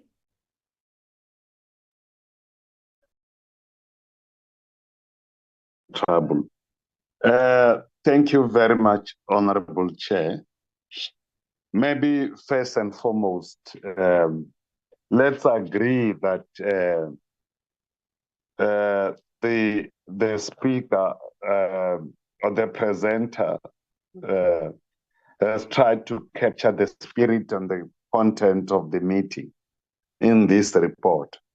But let me just say, I'm going to raise only things that I've raised in that meeting. Chairperson, on the program 3, and I think other than to make a sub item of that program, we have agreed, and I made this recommendation, that there have to be introduction of the basic income support, and I know it's put there as a sub item under SONA priority number 3. I said introduction of the basic income support, or what I call the basic income grant, to support the poor, unemployment groups and the vulnerable groups of our society. And the issues of the functional and efficient integrated sectors will be complementary and secondary. And also, Chair, I've also raised the issues when they were dealing with the MTDP 2025-2030. As a principle, we have agreed that the basic income support must be put as an APP, But then on the strategic priority 2 on reduction of poverty and tackle the high cost of living, we also raised the fact that the continuous funding of the SRD beyond 2026 and use that SRD grant as the basis for introduction of the basic income grant. Chairperson, there was also another clear recommendations. I still have the notes for the last meeting. These notes, again, that I said, Chairperson, we raised the issues, we raised the issues of the treasury condition imposed on SASSA and the negative impact it have. Some of them that are positive can be attended to, but the key issues, we raise the conditions that are impacting on the social grant in general. For instance, using our algorithm that will make sure that a person that doesn't have beneficiary is not prioritized could be a problem. So we even recommended that the Treasury chairperson need to be invited to come and present on the conditions. That's what we have said last time. And we further said, Chairperson, and I remember that day I was supposed to go to other portfolio committee meeting after 4. There was also a discussion on the UBIC that has written a letter to all of us. And I'm sure with regard to them to come and make submission. However, I would not have known how lastly you might have concluded because I've left before the meeting has dealt with these issues. But the recommendation, the issues of the Treasury and the DIPSASA has been agreed and has been noted. And I would want to see them to be reflected in the report. The issue of the contingency fund was raised by me in this meeting. You know, it was raised by me, and I'm trying to say that what Yoli presented, what she has covered, is the issues that we have raised in this meeting. So therefore, I don't think, Honorable Chair, we should bring issues on the report, which was never raised in the meeting. Otherwise, we'll have a meeting, previous meeting in perpetuity, which will be a problem for ourselves. So it was agreed on that we need to have a treasury to come and present and SASSA and how that conditions are impacting on the service delivery. On the issues of fighting corruption. And I think we must welcome, Chairperson, that we have seen the combating of corruption by SASSA in larger scales under the current CEO and the minister. So therefore, we must welcome that effort. Each time I wake up in the morning, I see 150 million people have been arrested. I see so many people are being arrested who are involved in corrupt activities. So therefore, in that regard, I will argue that the CEO is taking responsibility on the issues of combating fraud and corruption, because we are seeing many people, including the staff that works for SASSA, are taken to court. And I think this one we must really congratulate the ministry and the CEO on combating fraud and corruption. But the issue, Chairperson, the issues of the treasury condition, I think that decision recommendation need to be reflected, and we need to have them to come and present before this portfolio committee as agreed. Thank you. Thank you, Honorable Munyai, for that. I note and appreciate your response to my request for guidance and advice. I just want to speak on the issue that I had said to Lindiwe. Maybe we do not have a concrete progress report on, which is the very strong recommendation from the Committee for the National Treasury to come to the committee and to in terms of and present to us, brief us on the intent and rationale or for the conditions that were put to SASSA, attached to SASSA's budget, and also having UBIC as they had written to the committee and the Department of Social Development and SASSA come in one room. Well, the Lindiwe and the team got onto that work immediately. Their colleagues would have heard that even at the meeting or the media briefing that we had as a social services cluster, that I was very clear about ensuring that recommendation, strong recommendation by the committee, it is implemented. So they worked on it, and I would like Lindiwe to give the progress report so far against my advice to her this morning, that maybe because we don't have anything concrete, maybe we shouldn't be saying anything to the committee. But I sense from your inputs the urgency, which I understand. I feel the same urgency. I just didn't want to say things that are not cut and dry, as it were. So Lindiwe, when we finish with this, we'll bring the committee up to speed about the progress so far.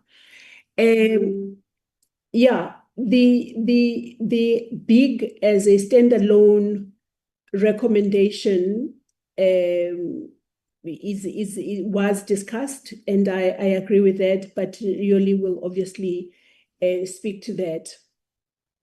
I think I will hand over to the Honorable Mare. Good morning, Chairperson. Good morning to all the members and Yoli and all the staff which is there. Chairperson, the only thing that I would like to contribute is this, the SRD grants. The minister, the CEO was saying that if you change your phone number, you can just go online again, get the link and change your phone numbers.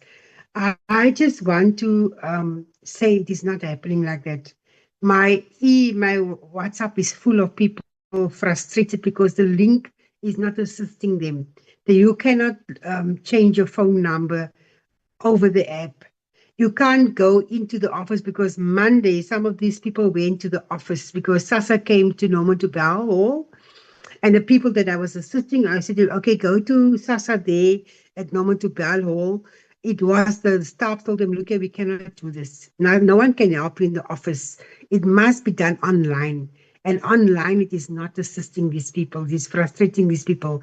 And like I said, Chairperson, we had a discussion about the Stellenbosch young boys that was assisting us with this thing of they use people's IDs numbers. All the people that I got that send me SMSs and WhatsApp is saying that they're already on the system, the ID is already there, but they're not getting the money. Someone else is getting the money on them. I asked the question the last time in the meeting is how far is that and how much do they pay that company that came in on an urgent basis to come and assist us on this problem that you were sitting with about these ID numbers and people that is on the system already.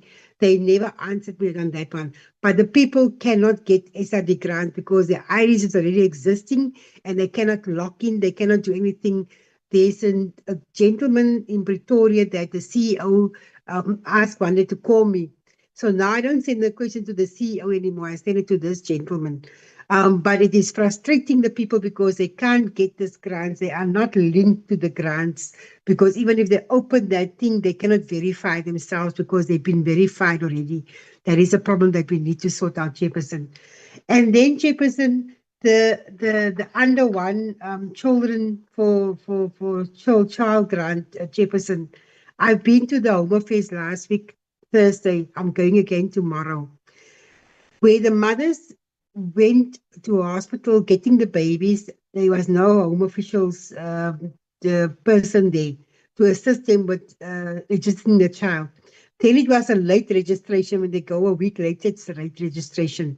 Up to today, even last week, when I was standing in the queue at Home Affairs, there was a newspaper clipping saying that organization took Home Affairs to court because children are waiting for years. This lady that I'm sitting with the two children, she's been waiting for 8 years already to get a child certificate, birth certificate. They get a certificate at Home Affairs, but SASSA doesn't want to take that thing. They said that is not a birth certificate. It is only to know that the child is busy at Home Affairs, but the child cannot get the child support grant because it is not a birth certificate, Chairperson. So that thing, we need to discuss that thing. And then Chairperson, I just want to bring something to your attention is that I've listened to what Yoli was saying, and most of the things that she was saying was correct. And then the things that what Alexandra was saying to contribute to that thing. I just want to bring something to your attention that I'm not very happy about. The chairperson of NDA becomes very emotional and very personal. And I think we need to draw a line. The chairperson is coming there to report to the committee. And the portfolio committee is supposed to keep her accountable. But because she's an older person, she becomes emotional and she becomes personal. And I feel it is really a problem. Someone needs to speak to that lady because we cannot be threatened emotionally and being abused emotionally because she's an older person, chairperson. This is not right.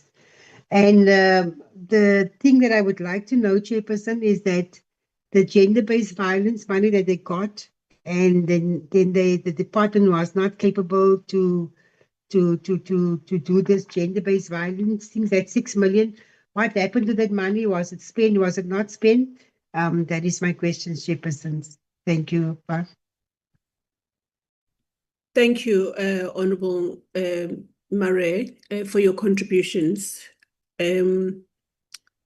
I note even the issues that, because this is a space where we can raise issues that we need to be taken into consideration, or even things have to be done by those who can do them. So I will take the responsibility of applying my mind on your issue as regarding the NDA chairperson, while encouraging members to please contact me about these issues, that we don't wait for meetings, so that we are aware of these issues and we are aware of your concerns, and so on and so forth. So thank you for that. And the under one things, I know that you are raising issues that we were concerned about, and an explanation was given of there being no uptake and so on and so forth. But there must have been a reason why it was under the strategy 2019-2024. There must have been a reason and a need on the ground to increase the uptake for that. But I guess it is not also, again, it has to come into this report, to this discussion as it relates to what was discussed in meetings that we have had with the department and its entities. I want to go on to the Honorable Kobaza, please. I note you, Honorable Alexander Abrams and Honorable Munyai, I don't know how to say your name properly. Honorable Kobaza?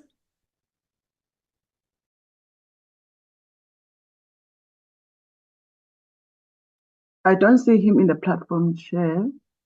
Through you, Oh, maybe the seems to system have kicked gone him out. off. No, that's fine. I will go over to the Honorable Mahato then. Thanks, Lindiwe.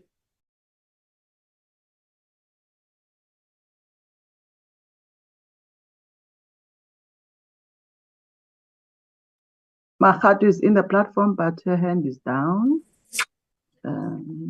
Chairperson, I'm having a problem. I'm in good hope for another meeting. I think Monyai and Ramayla will stand for me. Thank you very much. Can you hear me? I can hear you. Thanks, Okay. Honorable Mahato. Okay. Sure. Honorable Abrams? Thank you, Chairperson. Chairperson, and I note your direction that Yoli and Lindiwe will get back to us with regard to, what exactly can be put in the report. Must it have been verbally communicated by a member in the meeting? But while they do that, I just would like to give, some consideration and thought to the format of those meetings. And, for example, if another member of the committee, speaks after me or somebody else, there isn't much room within those deliberations for each other to disagree and to have that robust discussion amongst us, whether we even agree with, each other's opinions and so forth, because we are presenting, a united front, when we engage with the department and its entities. So if not in those meetings, I ask then, when as committee members amongst ourselves, without, having the department present and so forth, do we have those robust in discussions about, whether we even agree with each other on certain issues that now are becoming recommendations as a collective in the committee, if that makes sense. And I would also appreciate if Yoli can maybe, explain, because much has been communicated in deliberations, and that's appreciated. And then most of those things obviously don't make it to the recommendation part. And, in the deliberation, that's where we can, where she's captured, our personal contributions, our individual contributions. But I feel like when it comes to the recommendations, that should really be something that is supported by all the committee members. And I actually thought, and still on recommendation 10.1, I would have thought the Honorable Marie would have said, oh, but I did mention the fundraising amendment bill in her discussions, but she didn't. And therefore, because I remember still turning to Honorable Marie to, point something out with regards to that fundraising bill. So I just would like, Lindy and Yoli to maybe just go back to the recording. It was towards the end of the meeting where the fundraising, where I'm almost certain that the fundraising amendment bill was mentioned. And therefore, Chairperson, I feel strongly that point 10.1 should remain in the deliberations where it is originally captured, because there is already an existing fund where the minister can tap into. And I think, we need to be mindful and cautious and responsible members of parliament in understanding our economic situation that we find ourselves in, understanding that National Treasury, even a policy such as the maternal support policy, that National and Treasury says, but there's no funding for this. So that we need to be responsible and also keep the economic health of our country in mind when we do make these recommendations as a committee. So yes, I'm still not comfortable with 10.1, and I think it should remain in the deliberations part, like many of the other things. And then just on the topic of, the basic income grant, and the basic income grant is also something that's been a thread throughout the social development portfolio from even the previous term in supporting the basic income grant. But I do think that when, and if it is a recommendation, that we should be very careful about the wording of that recommendation, and that perhaps the wording should, because in the deliberations, it says that Cabinet has kicked it back to DSD, and DSD needs to go work with the other relevant departments on how to link economic opportunities into that policy, and that perhaps the wording should rather be that the minister should continue to prioritize BIG policy work together with all the other relevant departments such as National Treasury going forward. So yes, Chairperson, I'll leave that there, but that's my thought. But once again, I'll take the procedural guidance from Yoli and yourself and Lindy on what actually makes it to recommendations. And just in closing, Chairperson, just having this one recommendation under the Department of Social Development, I do think doesn't reflect well on us as a committee. I think for the budget and the APPs, the recommendations really need to be substantial, and it needs to be what's the word I'm looking for? Also realistic and practical. So thank you, Chairperson. Thank you, Honourable Member. I think, first of all, I just want to understand, you are saying that 10.1 must remain in the recommendations? Chairperson, I'm saying 10.1 was clearly was ventilated in the deliberations under there. But my understanding that I don't feel comfortable with it being in a recommendation, because there already is an existing fund. We passed it in the last administration. It's called the National Social Development Fund, which will see all the other funds coming together to be this protection against, as it says here, economic shocks, geopolitical shocks, and so forth, and even the environmental shocks, as we've seen in the flood. So I don't see why there's a need for another fund when it does exist and we passed it in the previous term. Right. Thank you for that clarity. I just want to also say that when we have these reports... Sorry, Chair, I had my hand up. I saw that, God. Mr. Mnyai, Honorable Mnyai. When we have these meetings, we have, and Yoli specifically said, this is the only recommendation that I could clean out of the report, but you, Chair, and members can assist. This is precisely the meeting where you say, but we have this and we have that. How can, especially if it's in the deliberations, if the members of this portfolio committee say, lift that issue that was deliberated upon to the recommendation because we want to see 1, 2, 3, and 4 happen, that this is the forum that we discuss it in. And just to say that Yoli did say that. And again, if you say that Honorable Abrams, Honorable Murray discussed, actually raised the issue of the Fundraising Act. So, and you feel strongly that it must make its way to the recommendation. It is in this meeting that must be raised, so that this committee must then adopt it because it was discussed. It just didn't make it to the recommendation. And Yoli did put a rider to say, members, this is what I had on the recommendations, but the members, if the members could please assist if there are any other issues that should make themselves, because when we discuss in deliberations, we don't necessarily say, make this a recommendation, please. But she has to go away and go through the meeting, the record of the meeting, and then lift stuff that members would have raised. And she thinks that they must find their way to their recommendation. That is my take on this. Honorable Mnyai. Honorable Chairperson, firstly, the basic income support did not go to cabinet by accident. It went to cabinet because it was prioritized.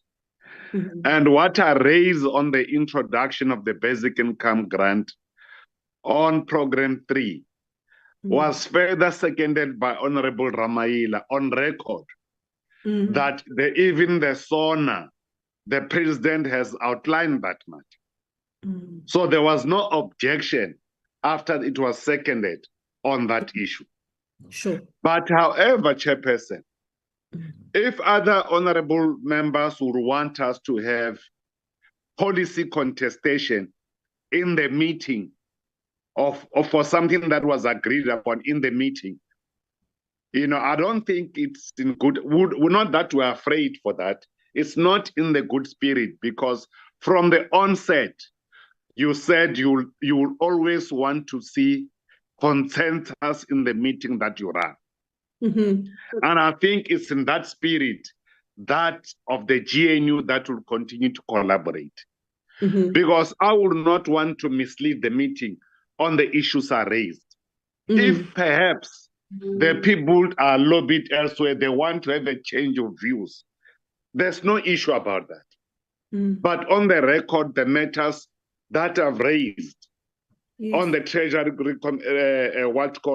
and if you go and look at your summary on Hansard, on the issues of the Treasury regulation, that they must come and explain themselves together with the department and SASSA. It was there, it's there on record. Yes. So the issues I'm raising, Chairperson, I'm not raising them for the first time here. I raise it in the meeting. But I'm of the view that issues that were raised must be equally recorded. But the other issues that was not recorded, Chairperson, and I think, no, I should not say it was not recorded, because the team tried to do their best. We even adopted the APP with those amendments and all those presentations. We have adopted them because we had consensus around them after our contribution. Coming to the issue that's being raised by Honorable Adams, the issue of saying that there's a mechanism, legislative mechanism, that can help to fundraise. I'm convinced, Chairperson.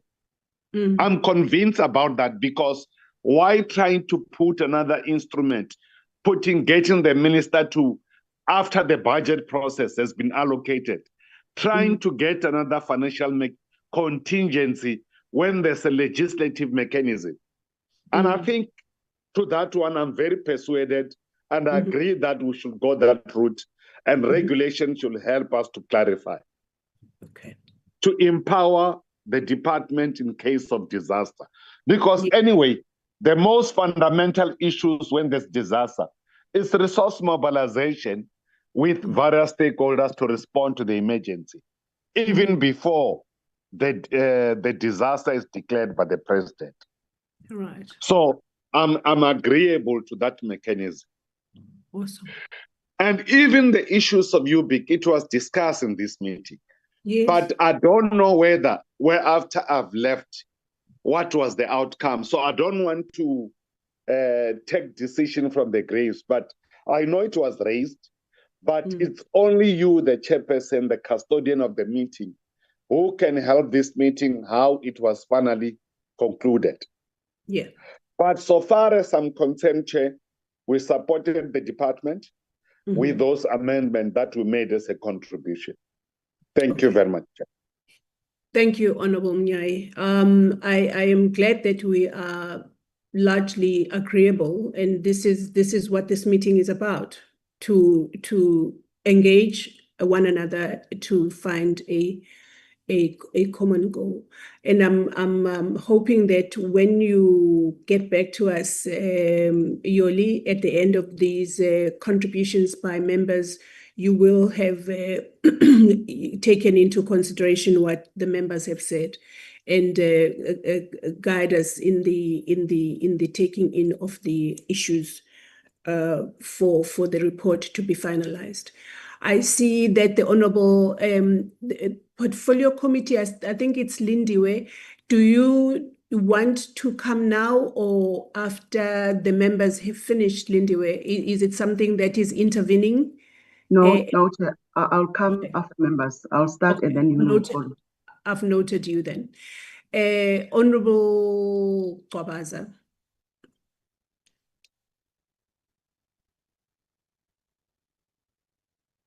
Honorable Kwabaza. Thank you, Chairperson. Honorable Chairperson, honorable members. Siyabonga kakhulu nge-report. Mhlambe in my understanding is the gathering of all the recommendations that were done by the committee throughout the financial year. And it is how do we move forward. But there is a recommendation that we've made about the church leaders. I remember that when there was a challenge of the integration or the migration of the cards, I did speak to a number of church leaders and I brought it into the committee that a number of church leaders have also agreed that they will want to work with social development in terms of bringing in the services closer to the people, because the church buildings are there in the communities. So, but I did not hear anything that was said about the church leaders. I even mentioned that during COVID, the Department of Health also used churches as the center where they do their vaccinations. So even now, the churches, they play a very significant role in when there's a disaster, they come with food, they get their food, they come together.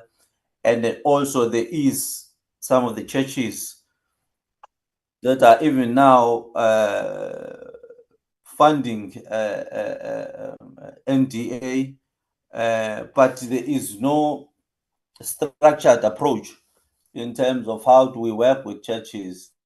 And when the churches, they are looking for funding, also in the department, there is that thing that we can't fund you at a church. You know, we can't, if we find the church, then other churches, what they are going to say. So I think there should be a proper mechanism in that, and it must be recorded, because we did recommend that on how maybe we can work with the churches, because they have opened up, the church leaders have opened up their doors to assist with transformation, assist social development. Thank you so much, Honorable Chair. Thank you, Honorable Kwabaza, for that. As I mentioned earlier, we will go back to Yoli to advise us on the issues being raised by honorable members. I'm just seeing that our time is being affected in terms of the agenda, but I'm not complaining if the members are not complaining, because as I have heard, members. I put it. Lindiwe, can you please mute yourself? No, sorry. And so I will hand over to the Honorable Ramaila. Thank you, Chair. Good morning. Good morning to colleagues and officials that are supporting the Portfolio Committee. First, I really need to agree with you, Chair. There may be other matters on daily basis that confront our communities.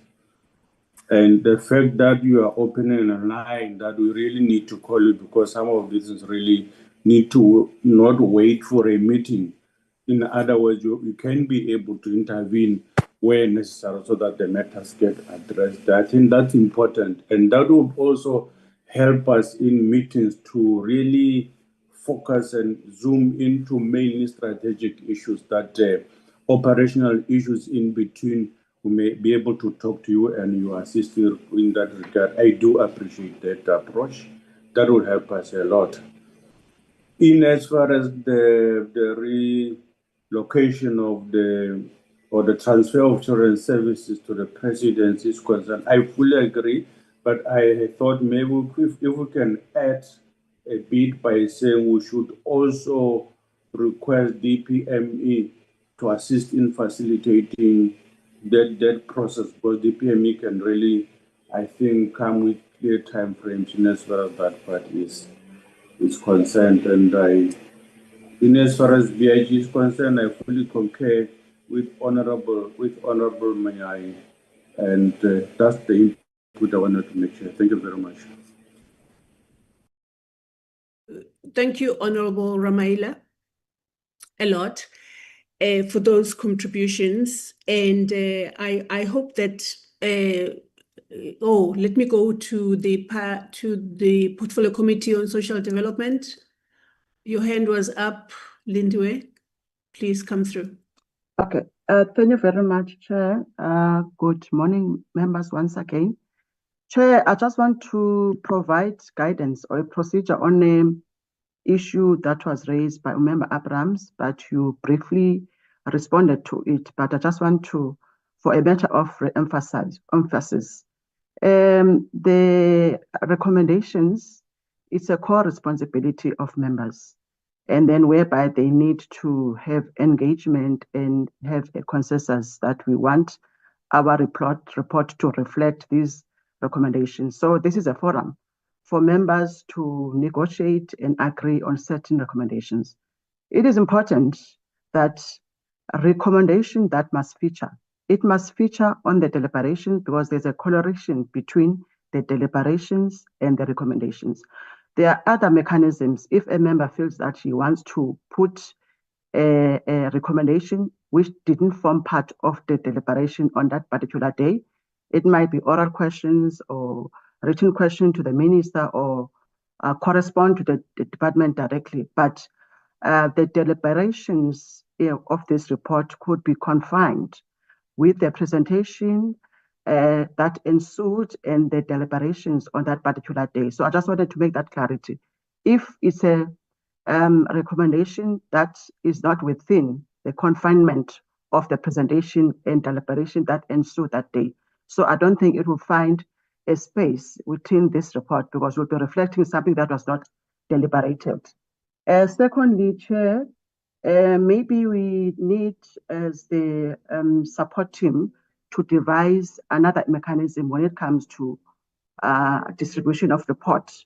And maybe, Chair, when I transmit the report to members, I must also indicate that they must also provide recommendations they'd want them to appear in the report, because Yoli was proactively assisting the committee to put recommendation, and that doesn't mean that's the cast and stones of recommendations. And then if member feels that they want to have any additional recommendation. So I'll encourage maybe in our next report for members, if they deem it necessary, to put some recommendation, as it is their key responsibilities, because they will take ownership of the report. Chair, I don't know whether I need to also put in the issue of the National Treasury and UPIC as part of providing an update. Yes. You've also alluded to that as well in your previous discussion. Please go ahead.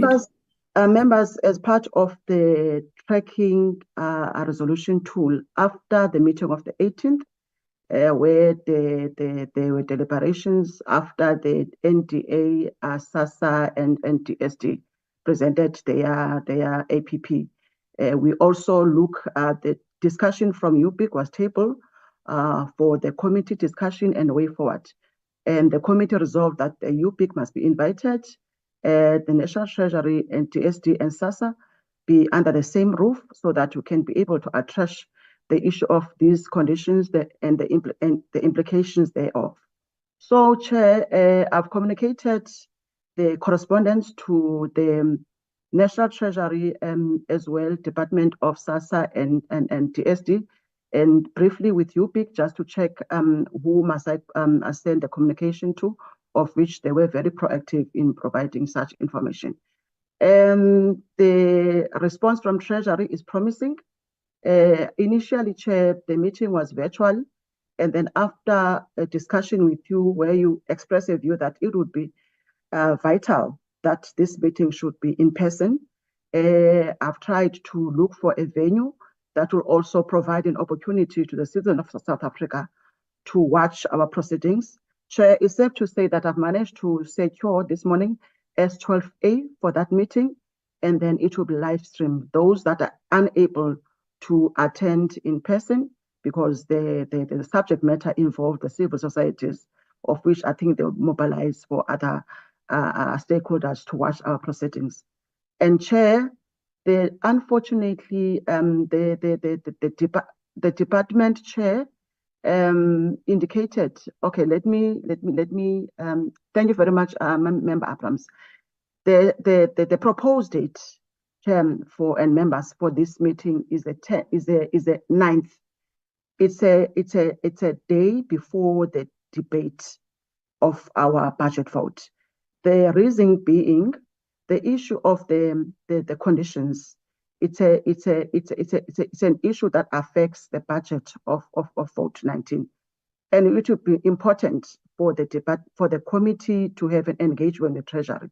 So the Treasury indicated their availability, not availability per se, whether to indicate whether the meeting will be virtual or physical. So which I will respond immediately after this meeting. Unfortunately, Chair, the department and the entities wrote yesterday to indicate their unavailability to honor the invitation because it is a day before the budget vote. They will be busy with preparations. And also, Chair, they already had planned build-up outreach programs since starting from the 8th, Chair, and the 9th. So due to that, they requested the committee to be excused due to this engagement or responsibility of comprehensively preparing for the budget. I'm reading verbatim the last sentence, Chair. So now it means that if we proceed with this meeting, there will be National Treasury and UPIC, and then the department has excused themselves to attend this meeting. So that is the update, Chair, for the committee's indulgence. Thank you very much. Thank you, Lindiwe, for that. Let me, honorable members, if you just bear with me, I want us to ensure that we finish our first item with Yoli getting back to us after what we have discussed, and then we can discuss this issue of National Treasury and so on and so forth, because we are now getting muddled up. I should have had a different approach to this, but I thought while Lindiwe was on the floor, she must just dispense with all the issues that she was supposed to get back to us on. Honorable Mnyai? No, no, there's no problem that the department is not available on that day. We can proceed with the meeting because the condition were imposed by a National Treasury, not by the department. Right. However, we can also further create an opportunity for the department on their own and their entities to talk to the imposed conditions on their own separate meeting when they're available. Thank you. Thank you. Thank you, Honorable Mnyai. As I was trying to say, let's just dispense with the report itself so that we don't get all over the show. But I appreciate that. It is noted and appreciated. honorable members, let us talk about this at a later stage, please. I just want to keep us with some focus of sorts.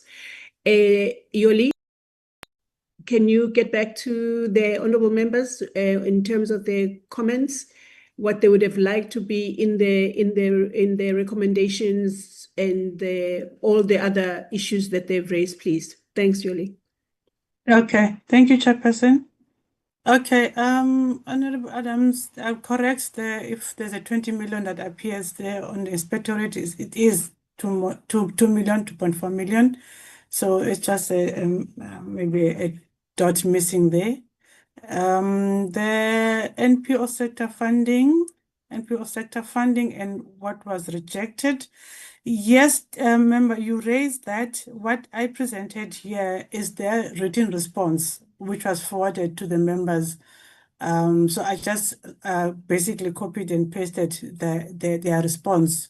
This was in their response to the meeting of the 23rd of April. What was rejected, my reading of that sentence, my understanding is that that court case that is now referred as Nawongo, it had some measures or costing model that it recommended for the DSD to consider when costing the NPOs. So, but now there it says that costing model was rejected because it proved to be expensive for the country to implement. But the sentence it was written as it was received from the responses from DST. But if it doesn't make sense, I think I can maybe, I don't know if I can change that, but it was a record that was forwarded to us, and that's how it was presented to the committee. Same as the permanently terminated or removing permanently terminated. Ma'am, this is the wording that comes from SASSA, and it is the document that they forwarded to us, and they written it as I now copied basically and pasted in this report.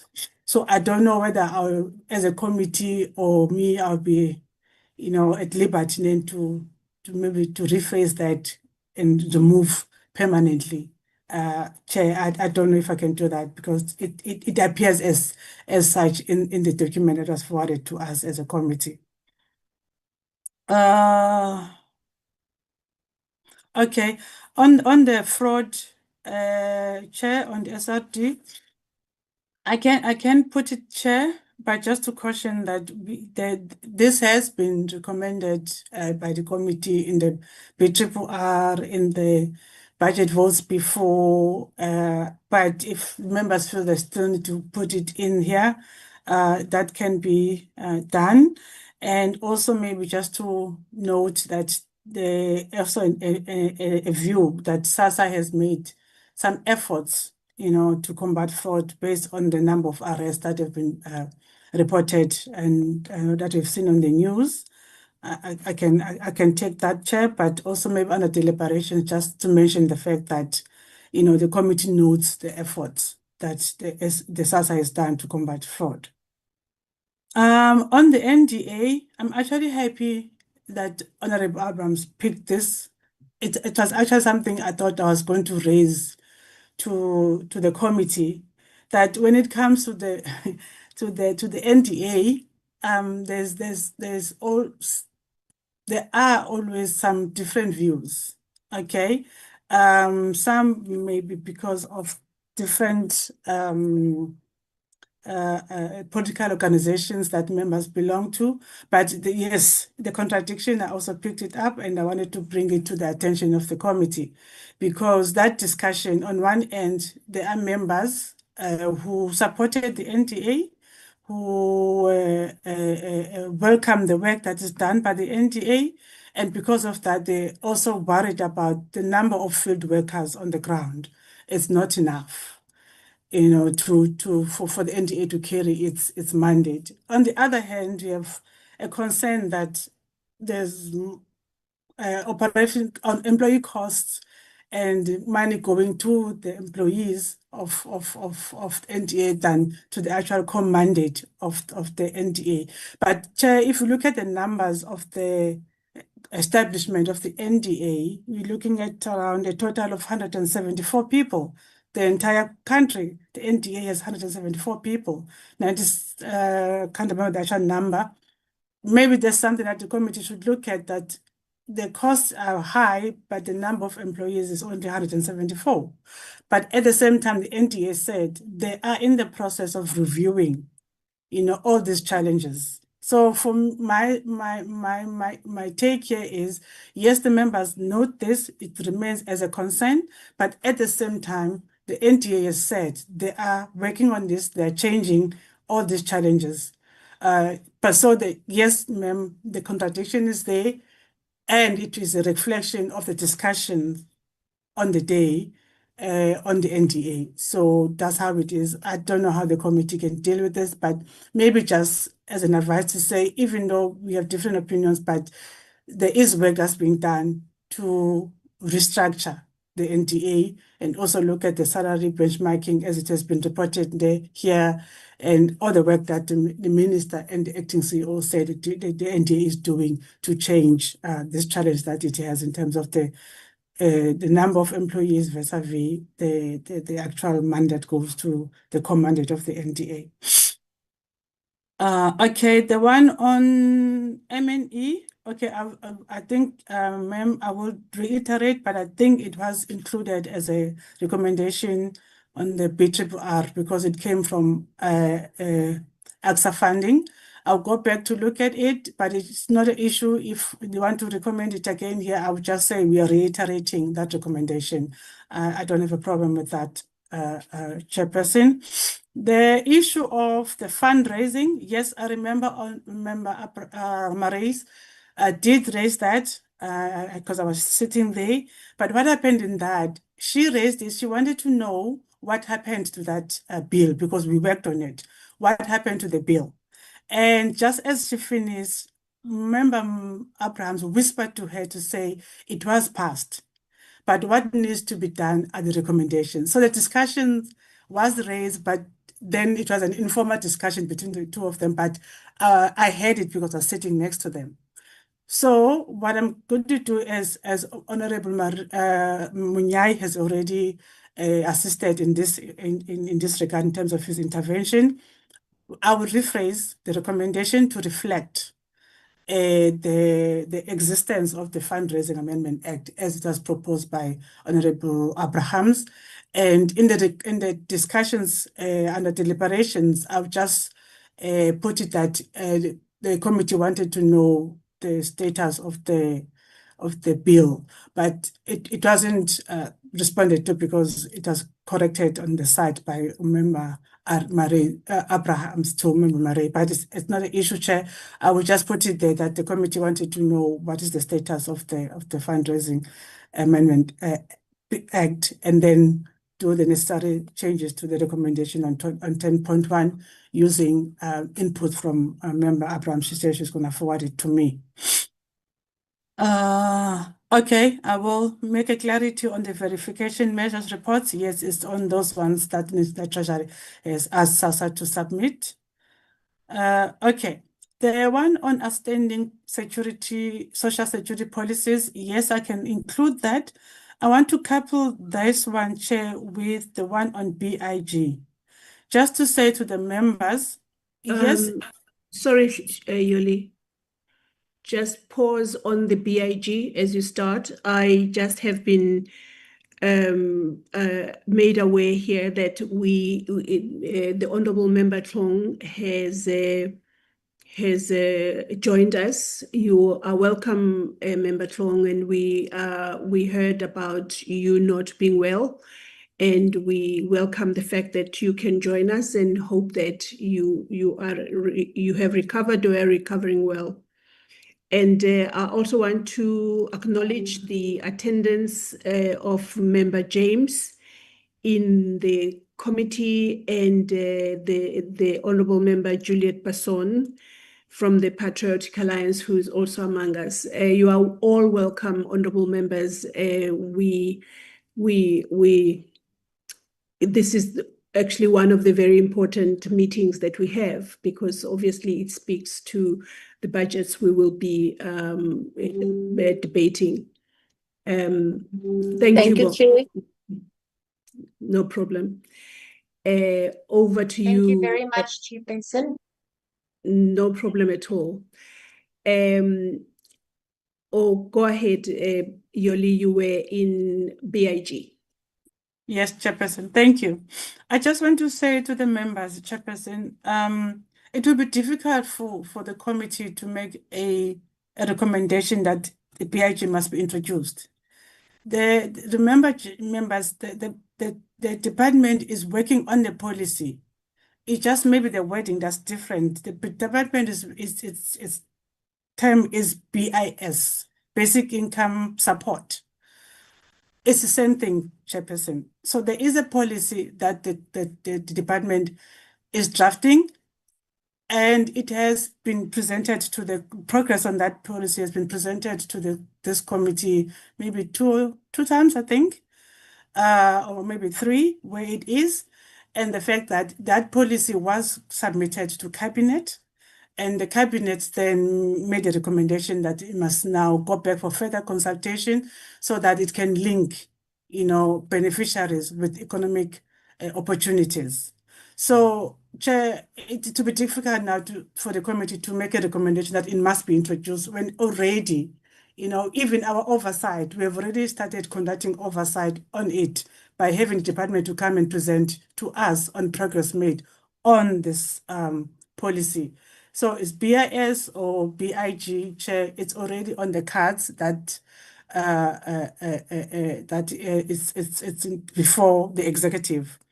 Maybe then, like the suggestion was that we then have a recommendation that says, which we've had it before, and I think with the BRRR as well, that these policies, they must be finalized, they must be concluded, including the one on basic income support. It's a policy that the committee has been calling for it to be concluded. So, which now speaks to other outstanding social security policies that needs to be finalized by the department, which this committee has been calling for that. So a recommendation can go into that effect. That also speaks to the policy on basic income support. I see Member Munyai's hand is up, Chair. No, only after, only after when you are done through the chair. Please, go ahead. I have acknowledged, I have seen the hand of the Honorable. Please go ahead, Lisa. Okay, thank you, Chair. Okay, the recommendations of the meeting of the 24th of February in terms of fighting corruption. Okay, Chair, this is a separate meeting, but this still speaks to fraud and corruption. I think we can work out on a recommendation on that one, Chair, because it speaks to the same issue, concern about the Committee of Fraud and Corruption as well. Okay, about the inspectorate, Chair, the response from the department was that they submitted, or it submitted the necessary documents to DPSA. And the DPSA and National Treasury would then work together to formulate the structure of the inspectorate. And the timing of it then being listed and established then depends on DPSA. So I don't know what by prioritizing what we mean in taking into consideration what was reported to the committee. Maybe I can be clarified on this one, Chair. What would that mean, considering what the department information has provided to the committee? The one on UB and okay, it's already covered. And just to say, Honorable Munyai, that discussion is not in this report. It is recorded. Yes, it is in the record of the committee, but it's recorded in the minutes. These are just the discussions and the resolution. It was an internal business of the committee on the day. So it was not part of the deliberations on the APP and the strat plan. So that discussion is reflected on the minutes of the day.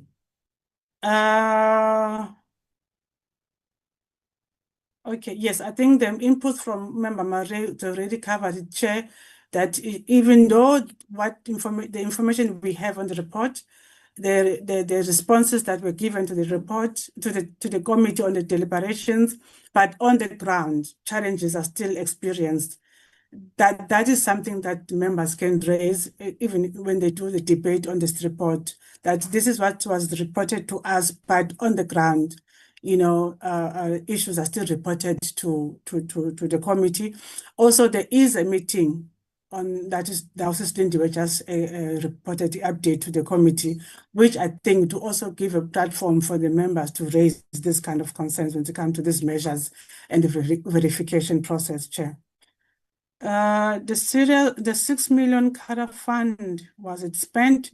I'm not sure, Chair. I think the NTA would be in a better position to answer that. Recommendation on involvement of religious leaders. Remember, this discussion didn't take place when we were dealing with the APP and the Strat Plan, but I know it was raised in the previous meetings that we had, and it was recorded in those minutes of those discussions. So it is there. I think also it was in the recommendations were made on I think last year on the involvement of the religious leaders, but it just that on this particular meeting, this discussion didn't take place. So it's a bit tricky for me to include this, but in the previous records of the committee, it is reflected, and a resolution or recommendation was made to that effect. Involvement on DPME to transfer Office of the Rights of Children. Chair, here the department reported that this thing, the ministers are, it says here, what is left is for ministers to agree on the movement of this unit from DSD. And what the department reported, what work has been done in terms of moving this office to presidency. So already work has been done. So I'm not sure how then we can make a recommendation that the PME must be involved when already it has been reported that the work has been done and the ministers are seized with the matter. I think that would be my inputs, Chair, in terms of what the members have discussed. Some I will take into consideration, some are a bit challenging to put in the recommendations, Chair.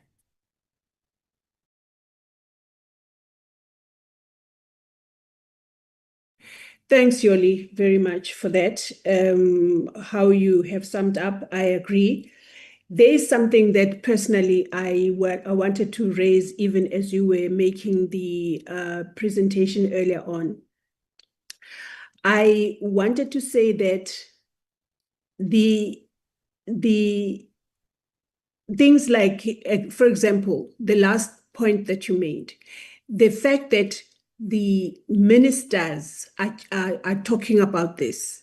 I don't know that we can just leave that hanging like that. They're talking until when? When can we expect the ministers to finish talking? And then, because the ministers are not a body, like it's not like it was going to, it has been submitted to the forum of DGs or some other thing, or IMC. It's just two people chatting about this in my mind. That is because I'm saying this with a nagging urgency at the back of my mind to say we can't even report about two people talking about something. Because there are processes, there are bodies that get involved, like the cabinet, like the committee, like the IMC, like, those things. But to actually say in a report about something so urgent, about something so important of the children, the children's protection sort of strategy and so on and so forth, surely we can do better in telling the committee about issues that are so important. To say no, we're just waiting for ministers to chat, and then we can tell you what's going on. That was just my discomfort with that thing. I don't know what you are going to do about it, but I really cannot have a situation where the entire national of strategy for action against for children can be left at a level where we are saying 2 ministers are talking about it. I don't know what we can do about that. And then also, I wanted to say that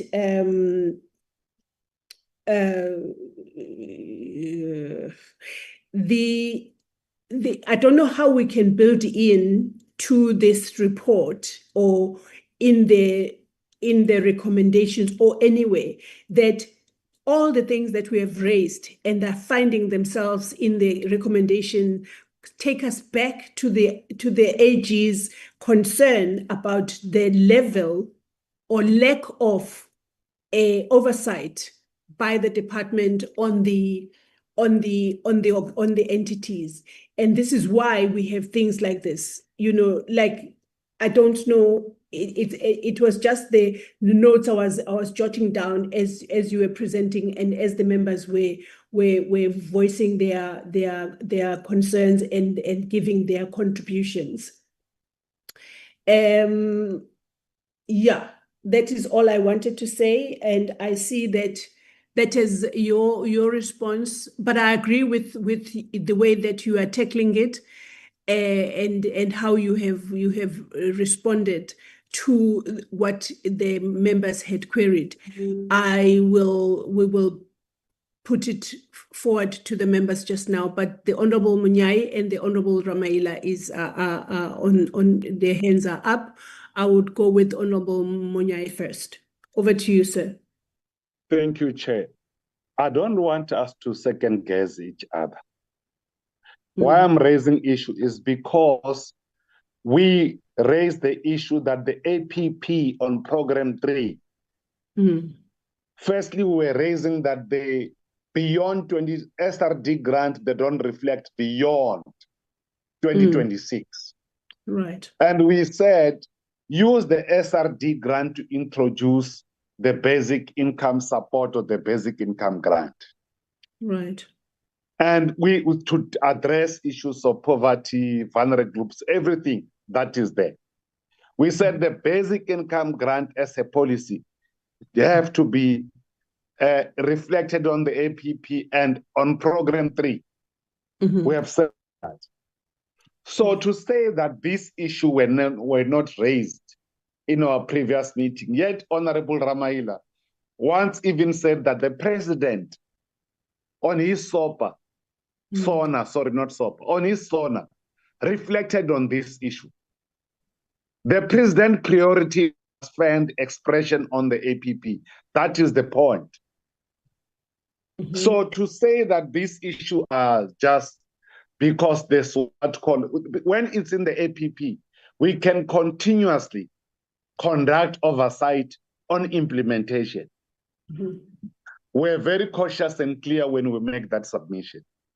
The other issues that I want to correct, Chairperson, which I raised myself, which I think it was encroaching on governance issues, of indicating whether the board can appoint or not appoint. Those issues with respect to NDA, those issues lies squarely within the authority of the minister and the board. We can only pronounce as a policymakers that critical vacant posts must be filled as per commitment of the minister in the beginning and the progress that has been updated before us in a portfolio committee. So, Chair, that is the other issue. The other issue that I was referring to you, Vic, was not only so far as the, which said I did not hear its conclusion. It was with respect to the letters they wrote to you and all of us that they want to come and present on the issues of the basic income support grant. That is the one that I left when the meeting could not conclude. The issue of the conditions, treasury condition, was concluded in my presence. So I thought those issues, both of them need to be covered, Chair. I thank you very much for the opportunity. And it's the last contribution I'm making.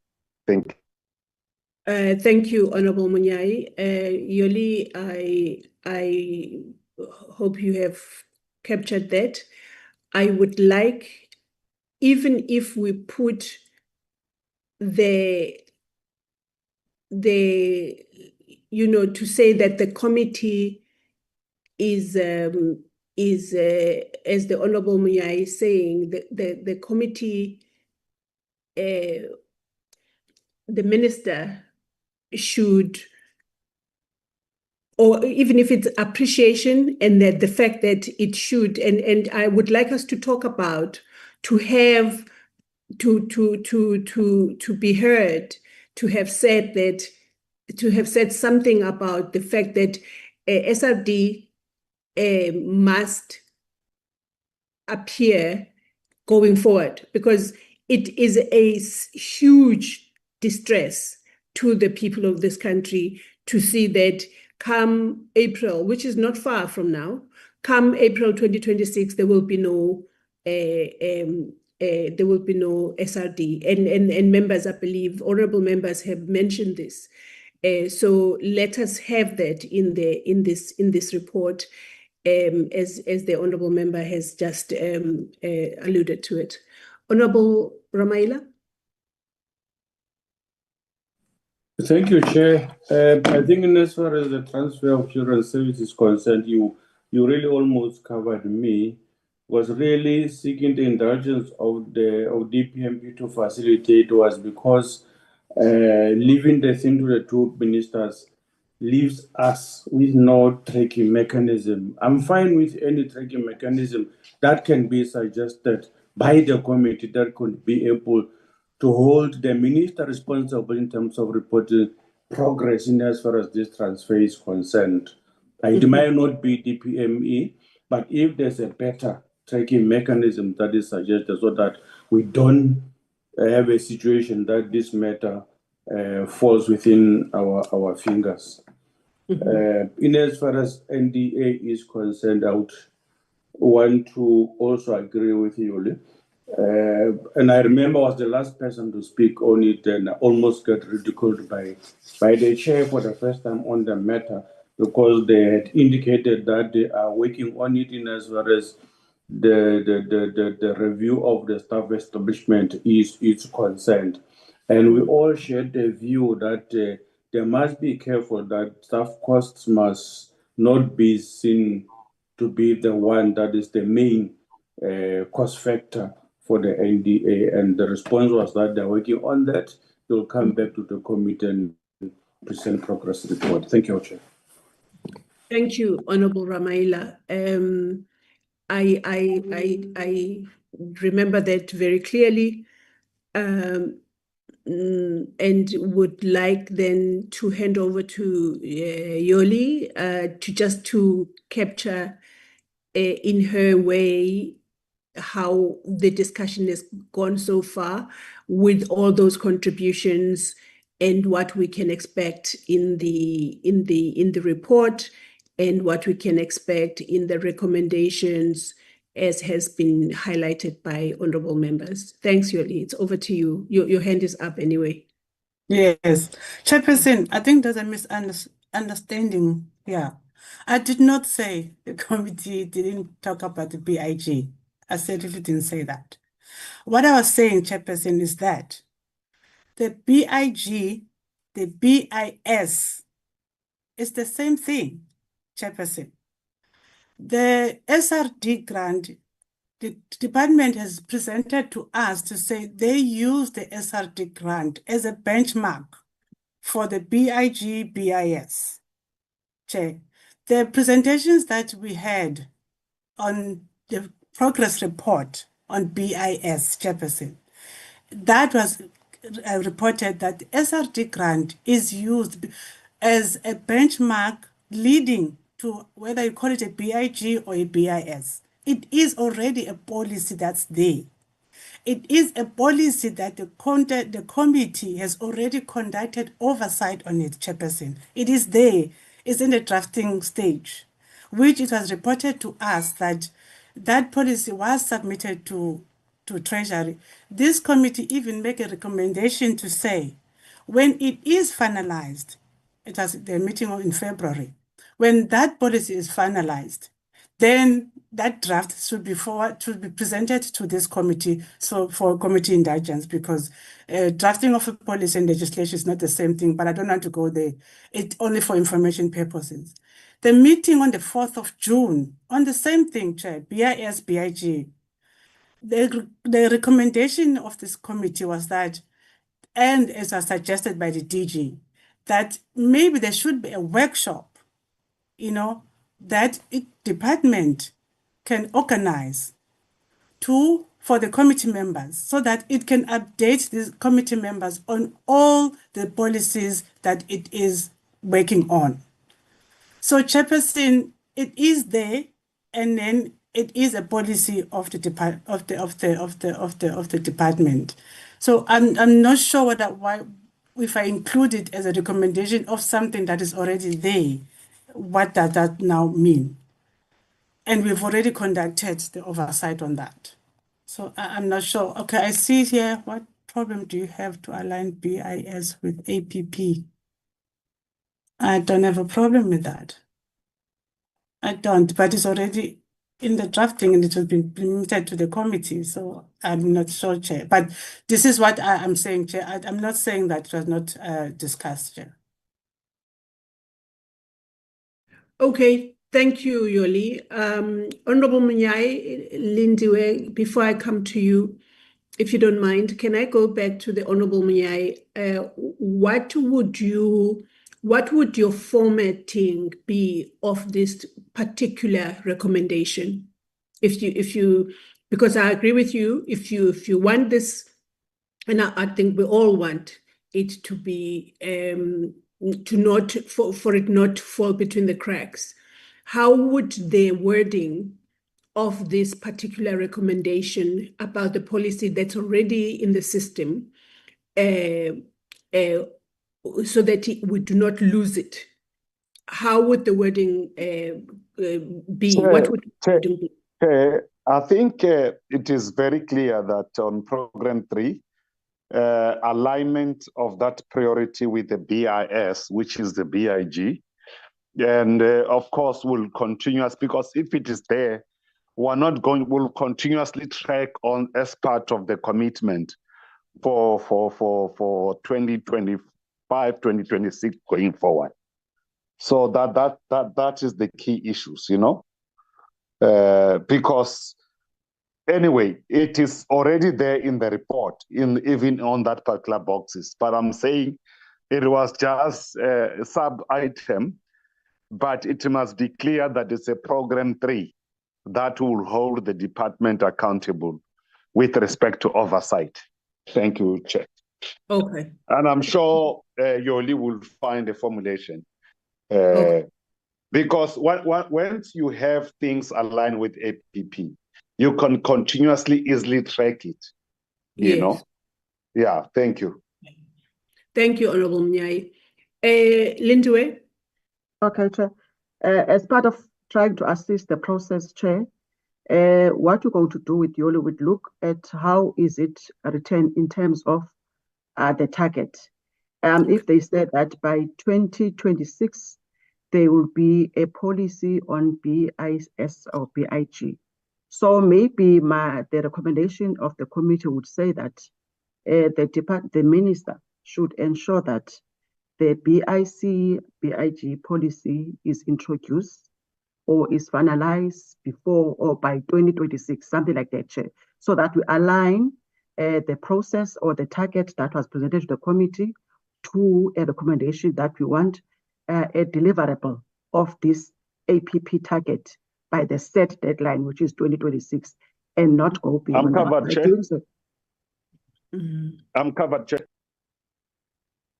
Okay, so is it clear how we can try to capture so that we are binding them that they need to, because sometimes the department keeps on, extending the targets. So now if we get this recommendation from the onset, that the set target, they say it's 2026, and then the next year we'll check because they like to move the target if they are unable to achieve without the explanation. So if we can tie that recommendation to that effect. I just wanted to add that. That's brilliant. Thank you so much, Lindiwe. Honorable Ramaila? Thank you, Chair. I was thinking maybe using BIS, BIG interchangeably might be a problem now or might be causing confusion. The President pronounced BIG, not BIS, and I accept at the end of the policy formulation, officials might coin it in a manner that it would be better to be called BIC. Now, where they take BIC from, I do not know. Maybe it's a matter that we need to clear. Thank you very much.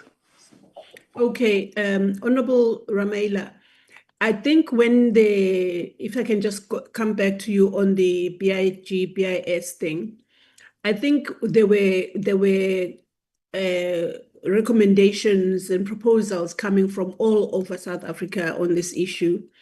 And then the department came up with the BIS, which is much broader than just the grant, because it was support.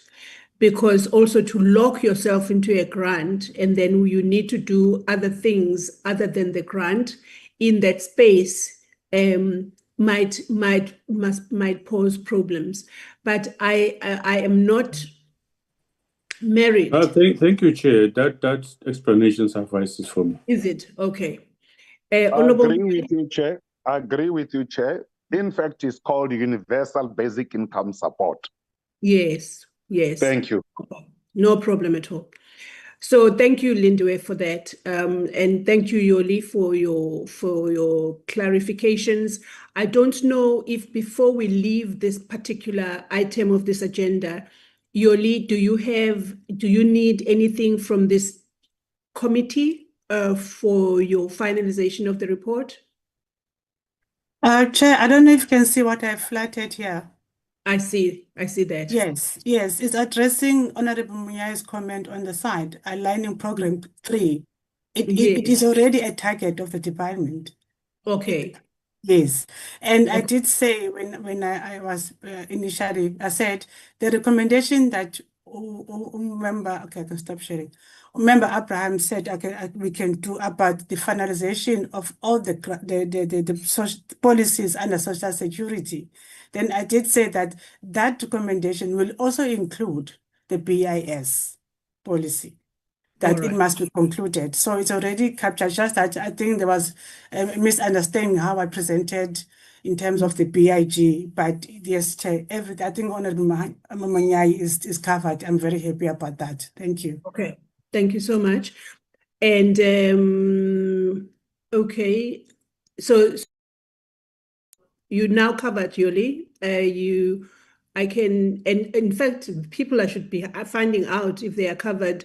I didn't hear anything about the Honorable Kobaza's, the inclusion of the religious community and their access to, and the department being offered access to them to assist, especially in rural, remote areas for the services of the department.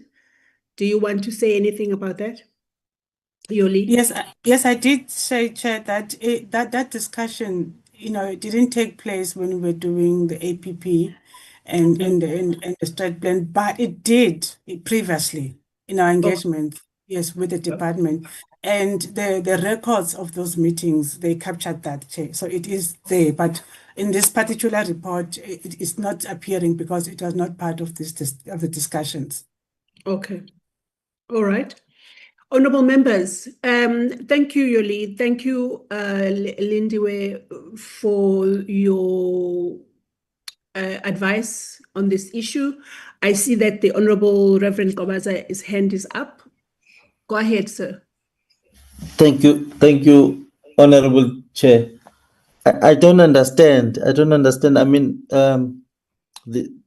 if it's not here, what does it mean?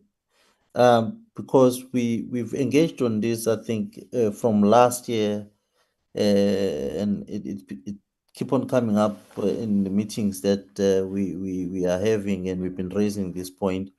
Now, if it's not here, what does it mean? If it's here, what does it mean? Because I thought we after this meeting we are going to a vote and all of that. I don't understand. Please, can you just clarify for me? Okay. And how can it get here if it's not here? How do we do it? Because Okay. we need it here. Okay. I think Lindiwe is about to tell us that. Over to you, Lindiwe. Thank you very much, Chair. Rev, Honorable Rev, I don't know whether you were part of our initial discussion, whereby Member Abrahams asked if a matter that was not part of discussion, whether it would be accommodated in this report. The chairperson tried to explain that the discussion should be confined with what was presented and what was recommended. I also re-emphasize that this is a report of the APP and Strat Plan for 2025-2026. There were presentations made whereby there were a number of KPI and activities in achievement thereof. So it would be a bit unprecedented or a bit, I don't know how to term it, if a matter was not part of discussion and then it doesn't feature either in the presentation that was made before the committee and also as part of discussions during that day so that it can come to the recommendations. I've made an example that there will always be a correlation between the observation, finding, or deliberations to the recommendations. So I think it would be a bit difficult to just come and just put it in because it was discussed before. I've explained that there are other mechanisms in exercising an oversight as members of parliament. It might be through the oral questions to the minister, it might be written questions, it must be you writing directly to a department. So procedurally, it would be a bit foreign just to come and chip in something that was not discussed in that particular presentation. So I just wanted to provide that advice where it was also tried to guide the committee in our initial discussion around whether a person can just come and put in a recommendation that was not part of deliberations of that day. Thank you very much, John. Honorable Rev, before you come back, I can also give you another mechanism that politicians use, sometimes overuse it, but it might even be effective. On the 10th rather of this month, we will be discussing this very report. And I think as the AMK party's representative in that debate, you can raise this matter to any extent that you would need to raise it. But please come back to us. I see your hand is up again. Please come through. Chair, thank you so much. It means that we are not ready to bring services closer to the people because there is no plan right now to bring services closer to the people, closer to the communities. And this is I think the only mechanism right now for the department to use as part of bringing services closer to the people on the ground or close to the communities. It will continue then kuzoqhubeka sihlalo ogogo bahamba ama-distance amade ngenxa nje yokuthi I mean lento siyikhulume last year in the first, just when we came in to the seventh administration. Slow sikhuluma lento nje, and every time we raise it, I think mhlawumbe umuntu kube engekho kuleyo meeting, that what meeting, but ama recommendations sibe siloku siwafaka kodwa ke sizobona mekuqhutshekwa but ayazi department ukuthi lokhu mengangeni vele okusho ukuthi siyaqhubeka sicindezela ogogo sithi abahamba ama-distance amade uma benza izinto, even though amabandla namasonto esevumile ukuthi hhayi angasebenzisa amasonto awo akhona ey'ndaweni. Njengamanje u-Department of Health uyasebenzisa even for distribution of ama-medicines abo, but yet u-social development la kurejistwa khona-ke amabandla, we don't use amabandla as a mechanism yokudistribute ama-services. But-ke thank you so much, Chair. No, Honorable Qobaza, thank you for that. I think there was a point that was very sharply raised by the Honorable Mtweni, and that point being raised actually led to the minister saying that the issue of pay points is back on the table in terms of coming up with alternatives, and because when the pay points were taken away, which is what the Honorable Mtweni was raising this point about, there was no alternative for the rural, remote areas of South Africa. So, as I say to you, that has found itself here in this report, the point that was raised by the Honorable Mtweni. And in your debating, you need to keep raising these points. Let's not say that the department is not ready, because in our oversight, we must make the department ready. That is what we are here for, because we are the ones that are in communities. We are the ones that hear the cries of the older persons, the persons with disabilities, and so on and so forth. So when we are here, we are representing those issues, and we cannot stop.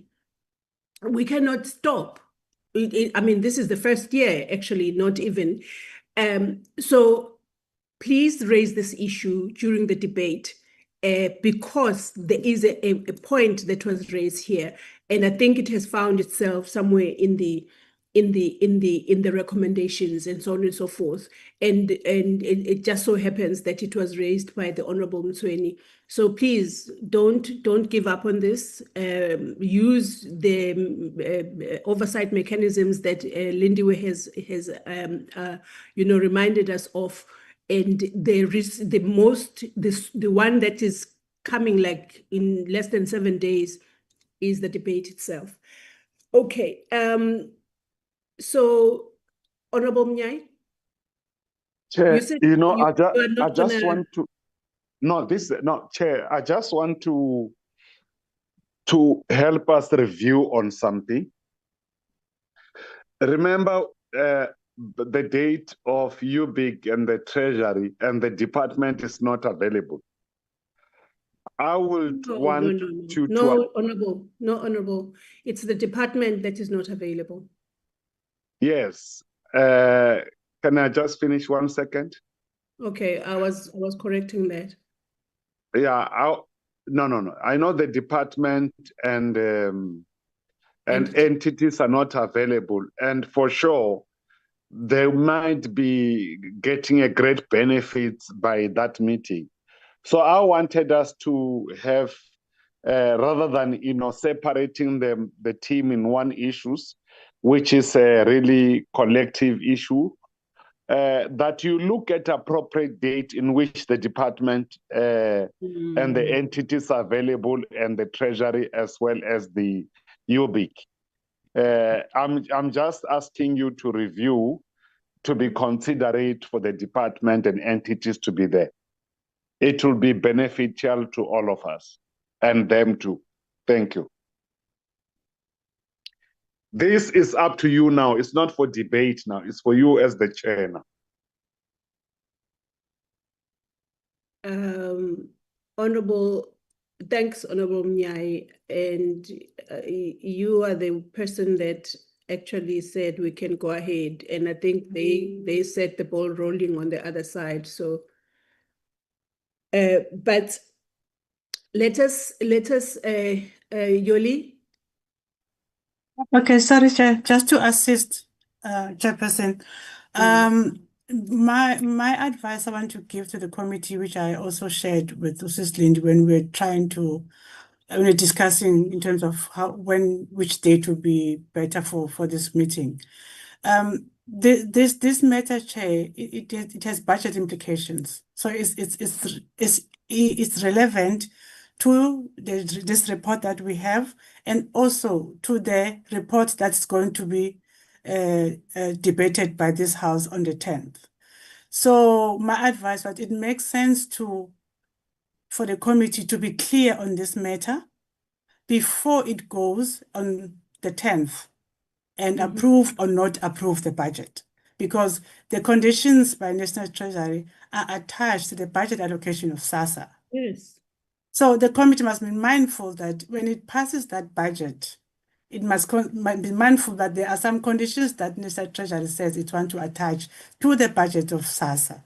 Yes. So for me, it makes sense that this meeting happens before the budget vote debate on the 10th, Chair.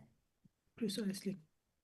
Yes. No, I agree with you. But I mean, even the Honorable Mnyai was saying that he just is putting this as a counter proposal to the one he made earlier to say let's go ahead. And it really, for me, as you say rightly, these are the conditions to the budget.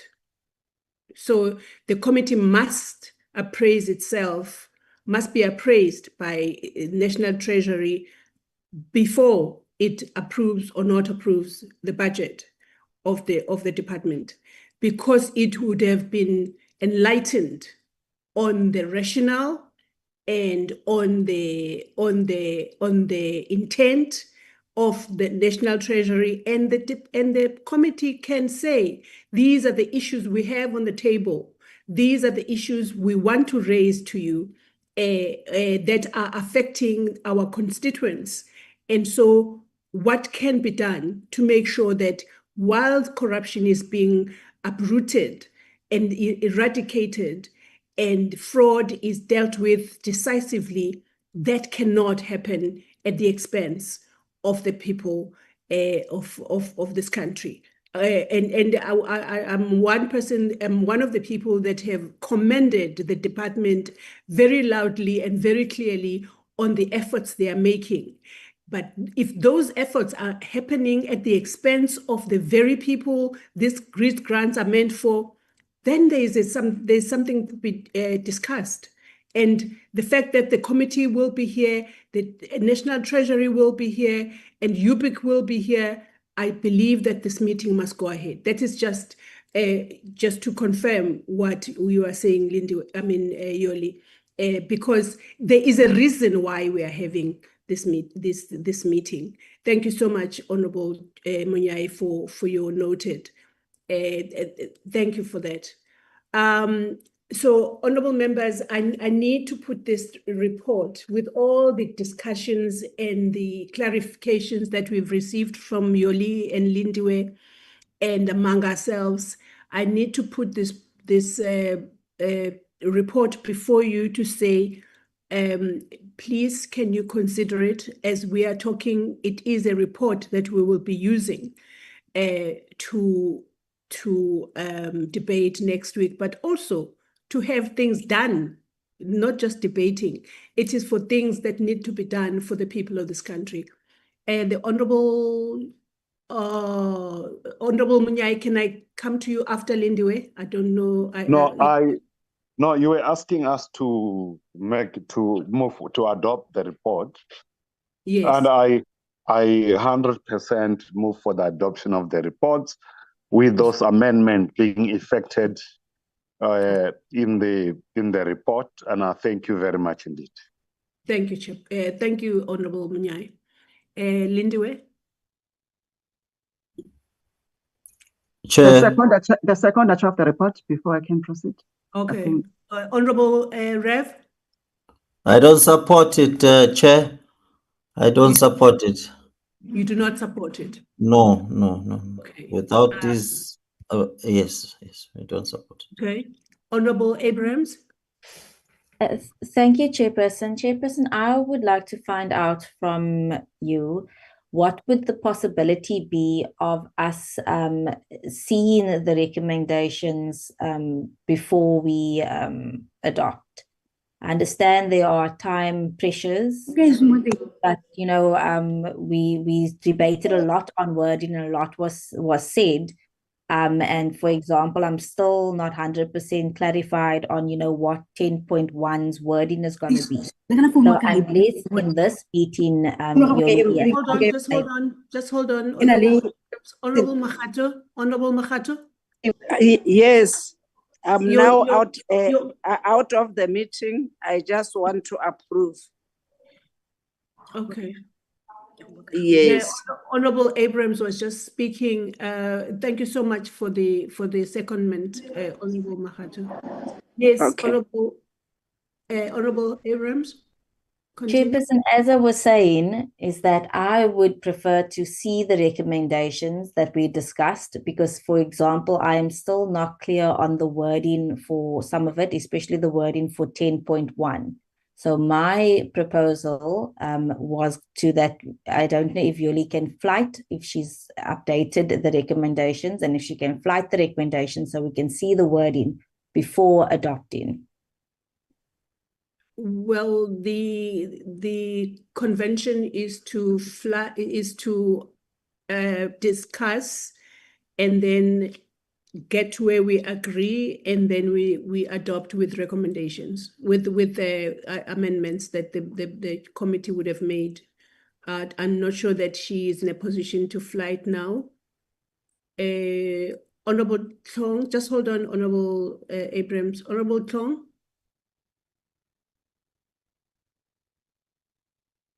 Apologies, my gadget is giving me a problem. Can I please give me permission? Can you please give me permission to speak through the gadget of Comrade Makhato? No problem. Go ahead. Okay, Chair, I wanted to say I support the submission of Honorable Munyai that we support with amendments that has been done. Thank you, Chair. Okay, thank you so much for that. Yes, so Yoli Sir? or Lindiwe, please come through. I'm Okay. just getting... Chair, I'm of the view it is not the first time to adopt a report with recommendations. Committees always have confidence that whatever recommendations they propose will effect. It will be the first time to have a report for a committee to see the actual recommendation. We can adopt in principle. What Yoli is going to do immediately after effecting the recommendations, she will share it with all the committees. And then if Member Abrahams, she's not comfortable with a certain wording, because now there is a consensus that we want a certain recommendation to be effected in this manner. So we have recording, and then we will try our level best to effect such recommendations. But to have another meeting for the adoption of the amendments is going to be difficult, and it never happened before, because we would you would propose amendments, will effect the amendments, and then to members. But in this case, we're going to make an exceptional kind of a process whereby we adopt the report, and then Yoli will, myself, will effect the changes, will give to all the members. If the member Abrams is not happy, well, how is it written? So there will be that kind of trying to accommodate the proposal. That's what I wanted to propose, because I think Yoli maybe is under pressure now to effect immediately and flight. And then, as we did it before, adopting reports without amendments and without flighting immediately. Thank you. No, I think I did explain that the convention is to flight with amendments, and so and the members have adopted the report and seconded it. So that has been taken care of, and when the report has been the amendments have been effected and are sent to the members to see them. We will not need a meeting, because this is why we're using this meeting to adopt and to adopt the report with amendments as have been ventilated and agreed upon by the members in this meeting. The MK has outright expressed their non-approval of the report, which is going to anyway come through during the debate. That is their position on this report. So that is what is going to happen. Thank you, Lindiwe, for that. Honorable Munyai. Chairperson, I know you are tempted to cover some issues, but let's not create precedent, because I'm the one that have agreed with the proposal for by Honorable Member Abrahams, that really, if there's a legislative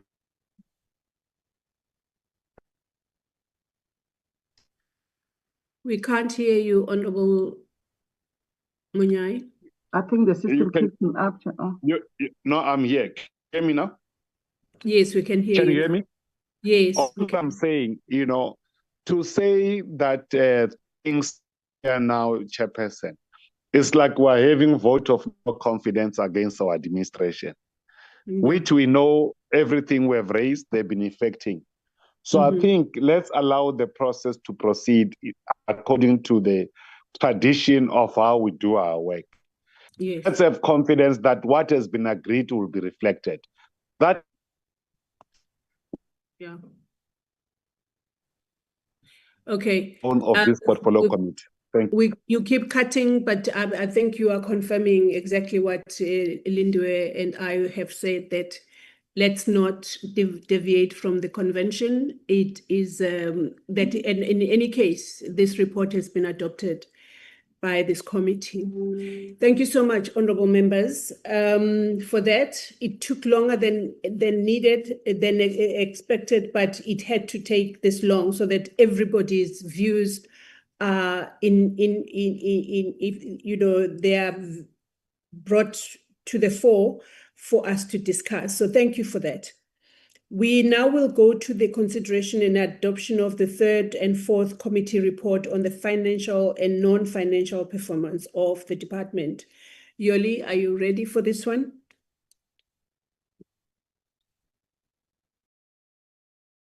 Yes, Chair, I am ready. Sorry. Go ahead, please. Okay. I'm going to use the same method as we had agreed with the budget vote, just to go to deliberations. On this report, Chair, the first one was on social security. The proposal to link grant beneficiaries to economic opportunities is far-fetched, as the government has not been able to create employment. The focus should be on implementing the basic income grant, which was first introduced 30 years ago, and no progress has been made. It was concerning that Treasury has deemed SRD grant and BIG unaffordable. The policies on Program 3 had been reported of being drafted for many years, and consultations had been done for all these years. To what extent had the change of ministers impacted the finalization of these targets? How is the department going to counter the amount of work done and resources spent when policies are referred back for further consultation? Is it foreseeable that the basic income support policy will also face the same? What is the consolidated social grant policy? Is the policy on income grant part of it?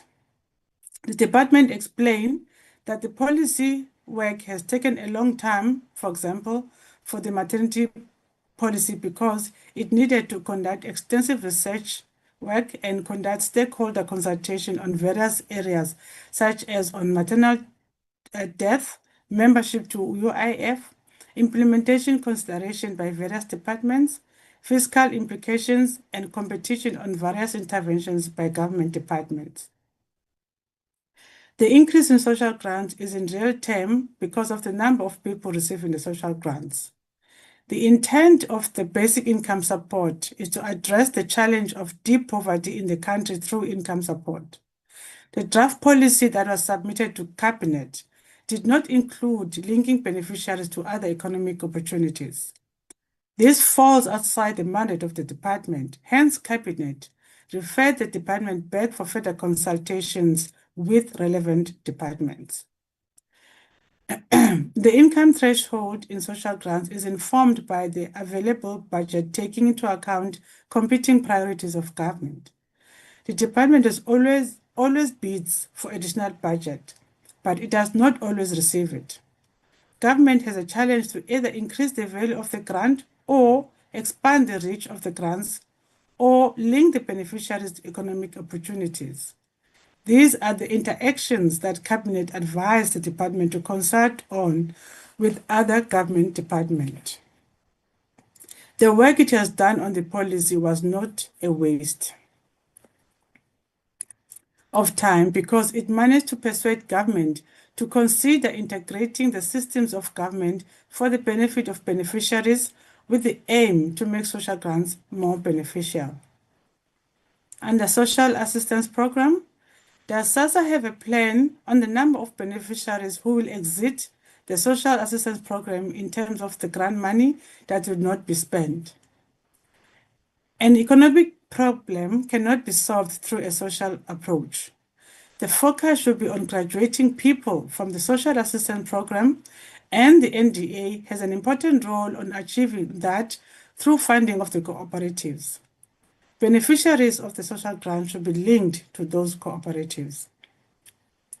The department reported that there is a strong relationship between itself, SASSA, and the NDA to achieve this target. They are developing a policy and have piloted a project. The provinces are also implementing the linking projects. DSD is conducting an impact assessment on these projects. The outcome will be used to develop a policy that will be implemented by all government agencies. On EPWP, this program is not sustainable. There should be a full report on the 40,000 work opportunities created. That will report on the status of employment of people who were reached. The department explained that the EPWP encompasses ECD, school nutrition program, community crime prevention, and curriculum program.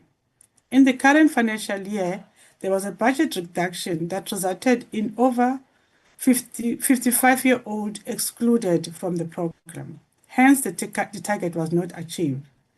Going forward, the department will set a target based on budget allocation.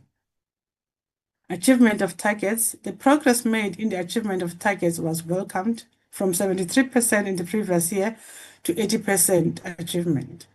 The committee should conduct oversight over the targets that were not achieved.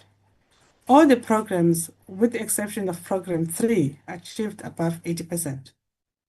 The non-achievement of targets to procure 40% from women businesses was concerning because there are single unemployed women who should be benefiting from this performance target.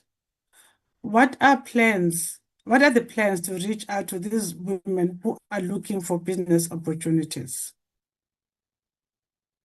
The proposed policy or framework or guidelines to be developed to assist with the implementation of public procurement from women businesses should also address the problem of using women as fronts when it is men who are benefiting. Under NPO, it was concerning that there was an unsigned service level agreements in Gauteng that resulted in 1.2 million rand returned to National Treasury. Reliable information has revealed that there are three children's homes that will be closed in Tshwane. Also, to what extent the withdrawal of the US aid impacted funding on NPOs and achievement of targets under HIV and AIDS program. The department reported that the withdrawal of US aid impacted on employment of people in the NPO sector and rendering of services in the social development sector, as well as in health and education sectors. Affected departments have engaged each other to explore alternative donor funding options. On child-targeted violence and abandonment, what does the department has in place to address abandoned children?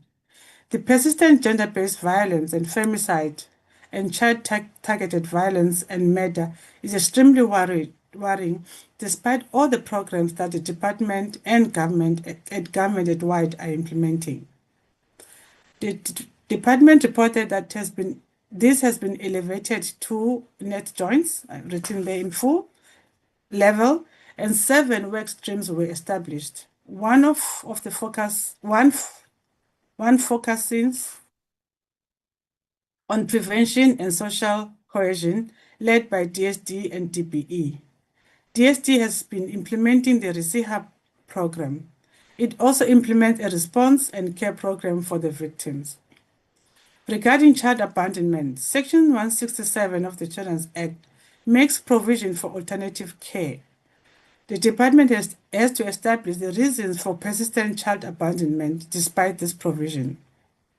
Is it because of lack of awareness or implementation of the policies? On legislation, what impact does the delay in the SASSA Amendment Bill have? The department explained that the delay in the SASSA Amendment Bill does not have any immediate impact on the day-to-day operations of SASSA. The amendment bill's intent is to, 1, reduce the mandate of SASSA from rendering of social security to social assistance. This is to promote alignment with the mandate of SASSA as provided for in the Social Assistance Act. SASSA's core business is currently focusing on social assistance. Address governance anomalies which conflate the role of the CEO and the minister. Currently, the governance anomaly is addressed by applying the DSD's entity oversight strategy to ensure adequate governance at SASSA.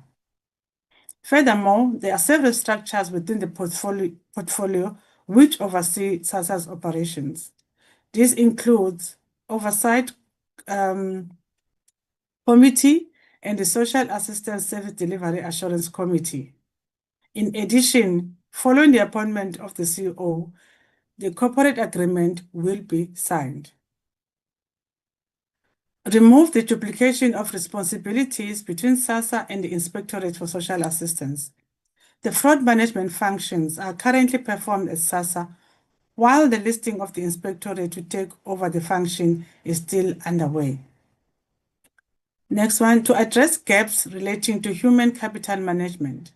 Currently, SASSA is in the process of developing the HCM policy, which is led by DPSA.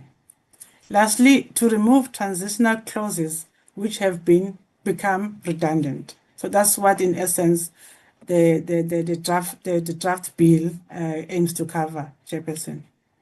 On teenage pregnancy, how does the training on teenage parenting program address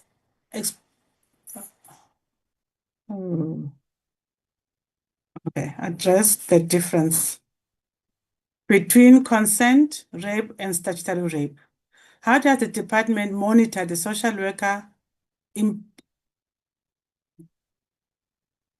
monitor that social workers impart the correct and full information to a pregnant teenager and do not impose their own value and beliefs? The department explained that the training that it conducts is on teen parenting and Sinovuyo teenage pregnancy program. It does not conduct training on teenage pregnancy, but only conducts education and awareness on prevention of teenage pregnancy. It then provided a detailed information on what teenage parenting program is. Teenage parents program targets young parents to equip them with parenting skills to enable them to execute their new roles as parents. The program seeks to equip them to rebuild and pursue their dreams. The program is offered in a group setting to enhance social learning and encourage the teen parents to be supportive to one another through interaction and sharing experiences. The training is informed by the Manual for Parenting Program for Teenage Parents. The program covers the following areas, which are listed here, Chair. Then there's the Sinovuyo Teenage Parents Program. The program targets parents, caregivers, and their teenagers. It seeks to promote positive parent or caregiving-child relationship to reduce the risk of child abuse and neglect. It further seeks to eliminate corporal punishment, improve parenting skills, communication, problem-solving skills, and conflict management. Among others, the program focuses on the following listed areas, Chair. Then the resolution of that meeting was that the Department of Social Development to organize a workshop for the committee to provide detailed information and update on policy formulation of various policies that are being developed. This is what I alluded to earlier, Chairperson. That's the end, Chairperson, as far as that Q3, Q4 report is concerned. Thanks, Yoli, for that. Honorable members, this is your time to make comments. I recognize you, Honorable Abrams. And after Honorable Abrams, can I check who else, which other honorable member wants to comment? Go ahead, Honorable Abrams. I'll recognize the members as they raise their hands. Thanks. Thank you. Thank you very much, Chairperson, and thank you for the presentation. I just have one or two comments. I'll start with the latter first. For the resolution, Chairperson, I don't know if it'll be fitting to put it into the report or if it must go into the committee's tracking report. And that is, you know, this need for a workshop and a time frame for which that workshop needs to take place, because I would not want us to desperately need this workshop and then it only happens, you know, much later in the year. So whether a time frame is put into the resolution or if that is put into our tracking and document, I will leave that with you. But the one comment I do have, so I think it's our page 17 in the report, and I think Yoli, it will be your page 1, because it's right at the start for committee deliberations under social security. And the line that reads, the first line that reads, the proposal to link grant beneficiaries to economic opportunities is far-fetched as the government has not been able to create employment. So for me, the concept of linking grant beneficiaries to economic opportunities is a real one. I don't believe it's far-fetched. I think the concept can be achieved. And I think in the ideal setting can be achieved, and that it must be achieved in order to, you know, move people off social grants. The challenge with our country, South Africa, is that because there's been stagnant economic growth and almost no employment created, is what's making it seem like, you know, this goal, this concept is completely unattainable. But with the new government, the GNU's, you know, commitment to economic growth and job creation, and with that being the primary mandate, you know, I believe that this concept, you know, at some point, hopefully, can be attainable. And especially if we then go to the last paragraph, you know, on that same page, where it basically says that, you know, the department is busy working on a draft policy that will indeed link beneficiaries to opportunities. It's kind of, it contradicts, you know, the comment that it is far-fetched. So my proposal would just maybe be that we remove the word far-fetched. I'm not too sure on the exact wording. But yes, I just like I say, in the ideal world, if we do achieve our economic growth and we do start creating jobs, it actually is attainable and therefore not far-fetched. So that would just be my contribution, to just maybe remove far-fetched. Thank you. Thank you, Honorable Abrams, for that. Honorable Mnyai. Chair, with respect to linking SRD grant with the economic opportunities, especially the youth, we have agreed that we are going to invite the Department of Higher Education such that the CETA can help skill these people. This also includes the department, joint Department of Defense, so that those that are young and capable can join the military and can serve and also can be skilled in that context. That is the first issues. And I know on the Department of Higher Education, we also agreed on the basic to come and have joint engagement on these issues. Second issue, Chair, the issues of policy formulation. You don't start by budgeting for policy.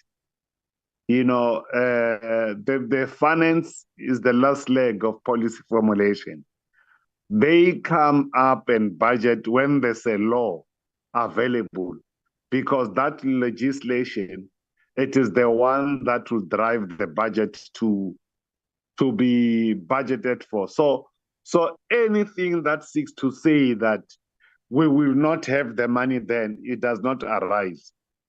I'm raising this issue with respect to the issues of the DIG, because only then the process, the policy processes relates to socio-economic benefits analysis, passing the constitutional masters, all those issues, they receive the certificate from the state law advisors. So only then, when the policy exists, or I mean the law exists or enacted by the president, going forward, that's when the budget processes seeks to ensue. So to say that already we've been prematurely answered by the Treasury before even the policy is taken forward, I think it does not assist in that regard. So I agree with the issues of linking this social SRD grant beneficiary or any other grant for that matter. You know, there could be people who can be supported through other mechanisms. So thank you very much, Chair. Thank you, Honorable Mnyai, for those comments. The Honorable Marais. Thank you, Chairperson. Chairperson, I think also on the report as it is right. But I just want to say that on that discussion we had about the child abandonment issue, the response was there is policies in place already. It is just mere education to educate people of where they must go, what they must do, and how it must be done. I think we should emphasize on that thing more, because ever since this baby cradle thing was taken away, there is institutions in place that can accept these children. So I think it's also a matter of education, and then maybe giving these young people training on how it must be done. And then also with the SRD grants and the employment, we also spoke about the small business department portfolio, that maybe we can come in and have discussions with on how these young people can be assisted when it comes to small businesses. Thank you, Chairperson. Thank you, Honorable Marais, for that. It seems like those are the comments, Yoli. Can you come back and let us hear your comments, please? Yes, Chair. Sorry. Yes. On the resolution, Chairperson, yes, the resolutions are part of a report, but Sis Lindy will also include it in the tracking tool. So yes, they are captured in the report as a resolution of the committee. It's just the difference that when a report only has a resolution, it's just going to be noted by the House. Whereas when there are now recommendations, then it has to be considered by the House. But that resolution will be part of the tracking tool. The issue on removing that fast fetch thing, members, maybe I should highlight this. When I capture your deliberations, I make sure that I capture, what members are saying so that I don't leave out what other members said. This was raised as a concern by a member of the committee of this. It was a comment made there. But if the committee feels that it contradicts now its position on BIS, that it wants to, it was advised earlier that we use BIS instead of BIG. If the committee feels that to avoid us contradicting ourselves, which it happens in a political environment, even at the committee level, there are different views on a matter. So if the committee feels that this one I must remove, no problem, Chair, I will remove it, but I put it so that the member who had raised it doesn't feel like I disadvantaged this comment by not putting it here.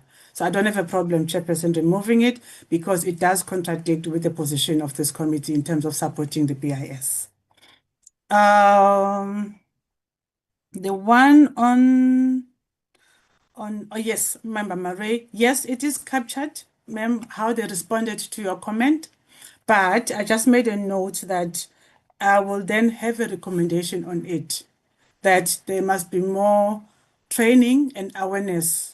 And also the department must conduct this research it says it's going to do to find out why the child abandonment persists despite the provisions of the Act.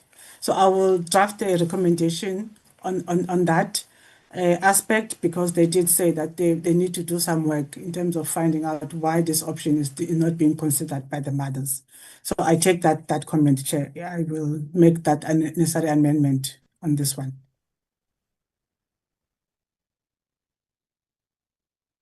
Thank you, Yoli. Honorable members, I take it that the responses by Yoli are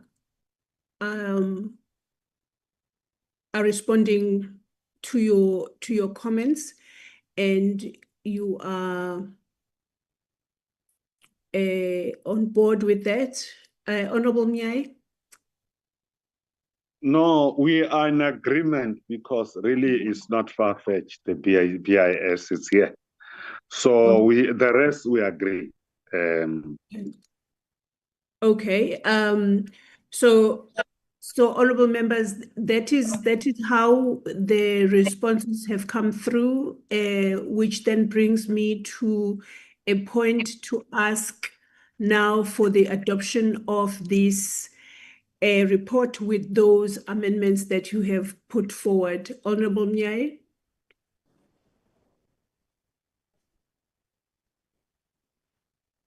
I support, Chair. I support, Chair, with those amendments. Thank you. Okay, thank you. Honorable Makgato? I support with those amendments. Thank you very much. Thank you, Honorable Makgato. So Yoli, well, not Yoli, but thank you for the presentation and for the responses that seem to have satisfied the members that had raised points. I then, with this report having been adopted by this committee and thanking the committee for that, will go through to the last point, which is the consideration and adoption of minutes of the 4th and the 11th. Over to you, Lindiwe. Thank you very much, Chair. I think through you, Chair, if you can allow me just to provide a guidance regarding the issue of next week's meeting, so that we know we in a situation that we get the desired outcome.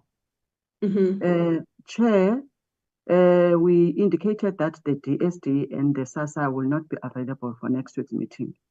Yes. And most of the issues raised by UBIC were operational issues, operational challenges posed by the conditions, by the National Treasury conditions. For lack of a better word, for coordination and the flow of information from UBIC and information for SASSA, I would advise that if we invite National Treasury tomorrow just to listen in the conditions and deliberate and exhaust all the areas we want as the committee. Maybe you can invite UBIC as observers, and then so that they can hear from the horse's mouth. And then we set aside a meeting where UBIC and department will be under the same roof. Maybe we request a representative from National Treasury as an observer and respond to any issues that may require the National Treasury in that meeting.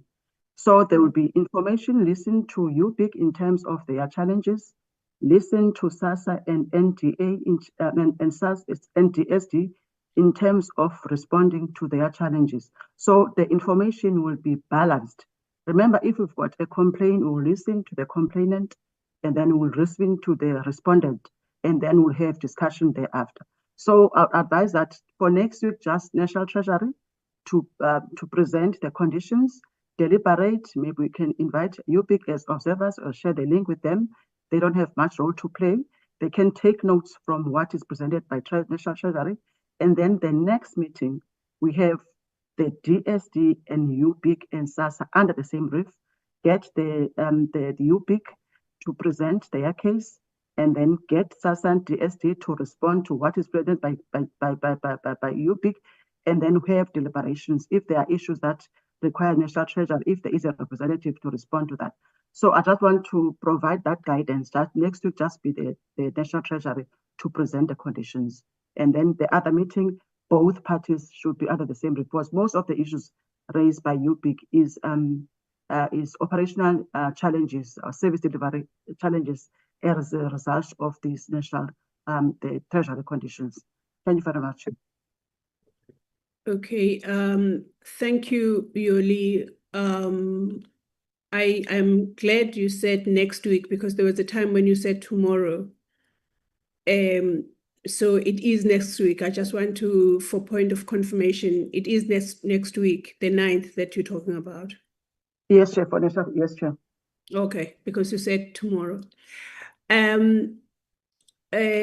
Yeah, I agree with you, although some issues are legislative, but at the end of the day, they need the department and SASSA in the room to be able to respond. So I'm happy with that, but we'll hear from the members. Honorable Abrams.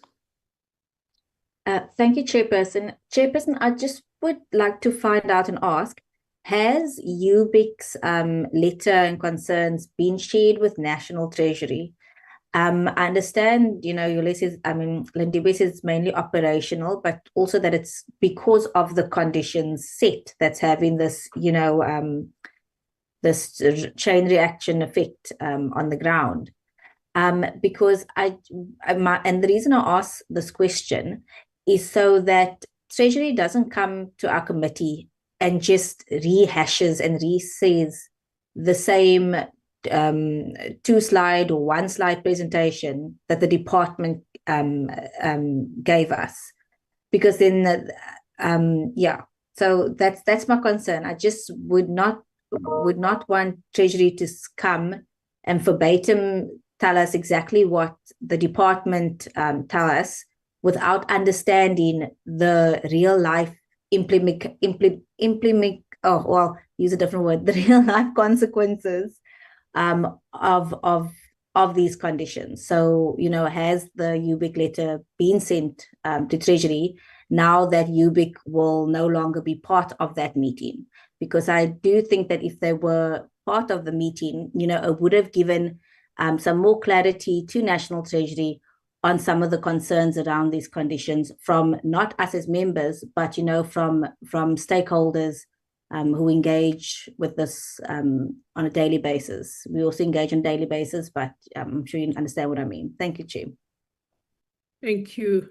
Yeah, the The National Treasury knows exactly why we want them in the room, because of the effect or the impact that the regulations or the conditions have on the beneficiaries. But Lindiwe, obviously, as the presenter or as the advisor, will respond to your message. I mean, to your question of clarity. Honorable Mnyai. Thank you, Chair. And firstly, we have agreed that the meeting should be fiscal. That was your introductory input relating to this meeting. And as a principle, all the stakeholders must attend these meetings so that each stakeholder must understand who is saying what fiscally about their conditions or about their services. That's critical to me, Chair. So, and I agree that Treasury is aware that we're inviting them based on the condition that they've imposed. And I'm sure each and every stakeholder must have, they don't present, then in the next meeting, they don't come. They must be invited to hear what are the other concerns that are being raised by the other stakeholders, so that it's a cross-cutting, it's interrelated, so that even if there's a need for review, at least they must have understand what other stakeholders are saying about their own conditions, including ourselves. Thank you, Chair. Thank you, Honorable Mnyai. Lindiwe.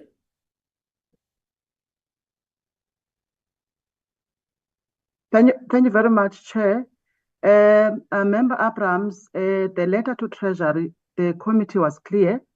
I'll just read I've got that in before me. Briefing by National Treasury on conditions to be met by SASSA for its social grant administration and its response to UBIC submission. We were clear that there is a submission. I'll just read one paragraph, Chair, that also tried to address the issue from Member Abrams. The committee also received a submission from the Universal Basic Income Coalition in which it raises concerns on the same condition. Please see attached submissions, which both correspondences are attached to Treasury. The committee is of the view that National Treasury is in the better position to respond to UB concerns as well as concerns of the committee. The public has raised the similar concerns to various members of the committee. So they are aware that it's not only the conditions, and also they need to respond to the content of what is contained in that letter from UBIC, Chair. Okay. We also informed that we've also sent a similar invitation to DSD and SASSA to respond to issues raised by UBIC. And UBIC has also been invited to the same meeting.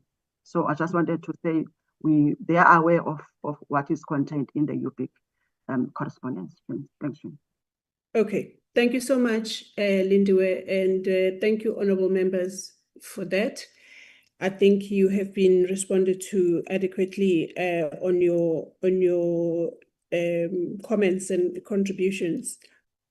I would like us to go to the last item of this agenda, which has turned out to be quite longish, needfully so.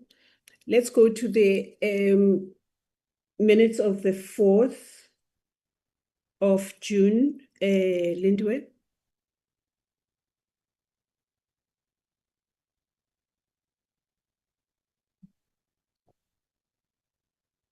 Sorry, Chair. I've got the 11th. There are so many documents. Okay, it's here.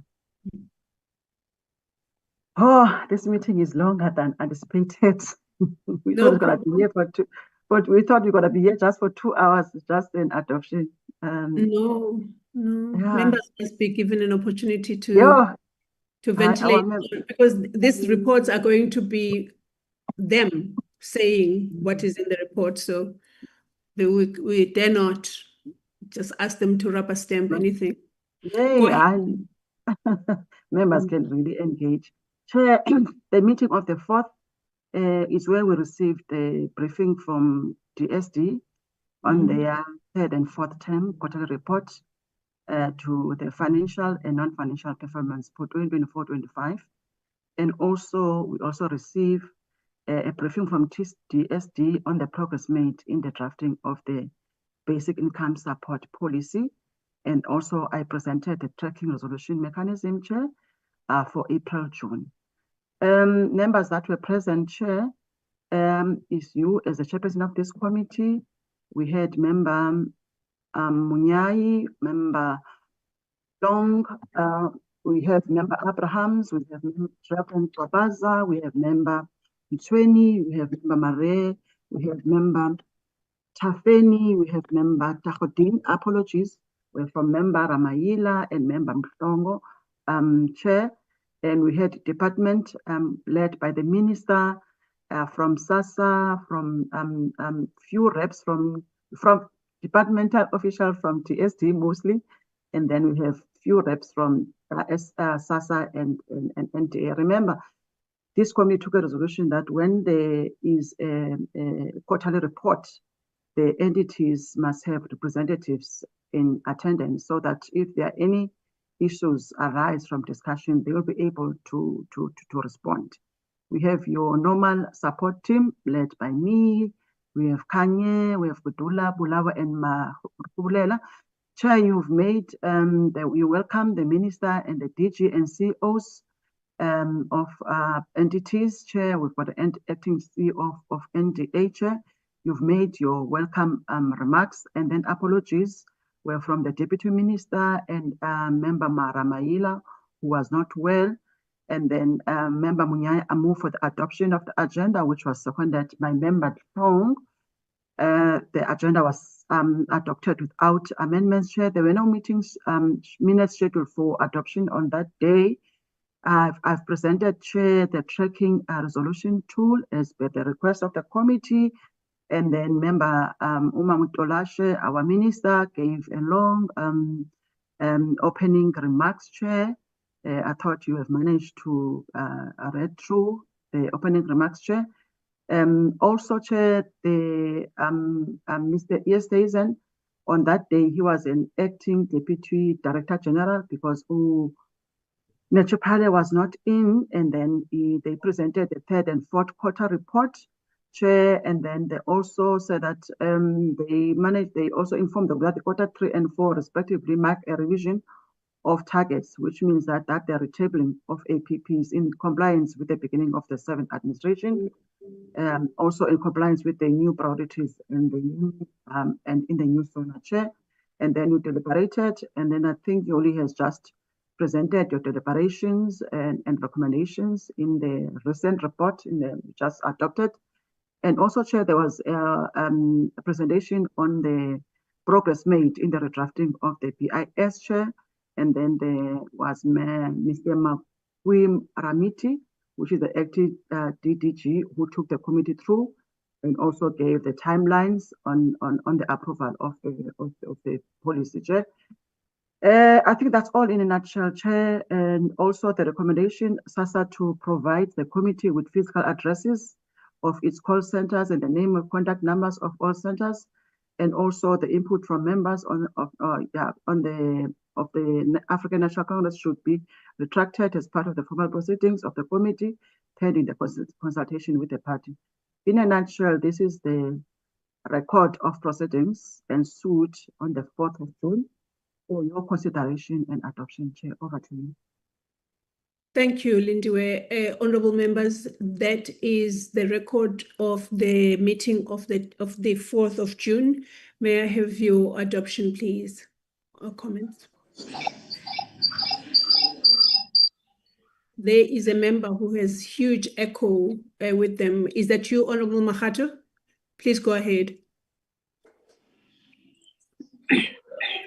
Chairperson, I adopt the minutes of that day. Thank you very much. Okay. No, thank you so much, Honorable Mahato. Do we have a seconder of the minutes of the 4th, please?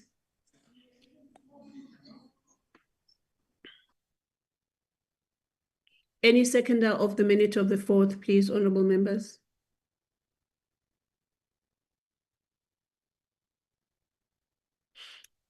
I'll second the minutes, Chairperson.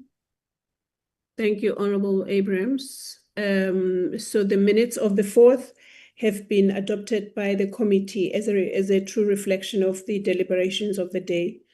The minutes of the 11th of June, please, Lindiwe. Thank you very much, Chair.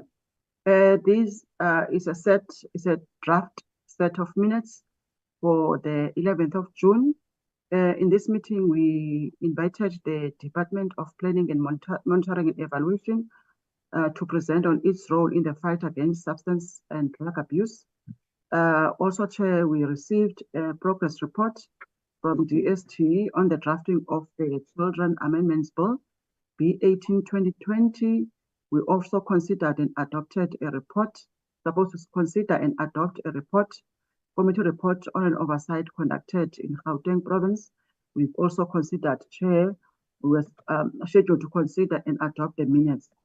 Chair, members that were present in that meeting, Chair, Member Makato, Member Munyai, Member Ntung, Member Ramayila, Member Masango as the chairperson of this committee, Member Abrahams, Reverend Kwabaza, Member Sweni, Member Mare, Member Tafeni, Member Tahodin, and apologies were received from our alternate member, Member Mhlong.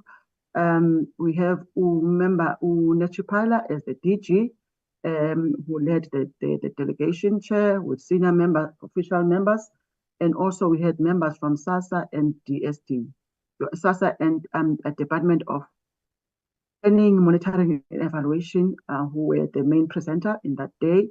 Chair, we received apologies from the minister who attended the cabinet meeting, and also the deputy minister who had prior commitments. And also, Chair, there was also an apology from Deputy Minister Mohai, who was from the DPME, who was en routing from Bloemfontein to Cape Town. Also, Chair, after the meeting, there was an apology of the minister of the DPME, who was also attending the cabinet meeting. Chair, we also acknowledge a standing apology for Member Thong, who was in hospital, and also an apology from our content advisor, who was on family responsibility, Chair. And the chairperson, you've also put the agenda for adoption, which were whereby Member Munyai moved for adoption, seconded by Member Mukhato, and the agenda was adopted without changes, Chair. We've adopted 2 sets of minutes for 21 and 28, Chair, and we received a presentation from ME, which was led by Umamuma Sombuka, which is a director. He gave us the contents of the presentation, where he supports the implementation of the governance priorities to strengthen and coordinate structures and cluster implementation forums and agenda setting.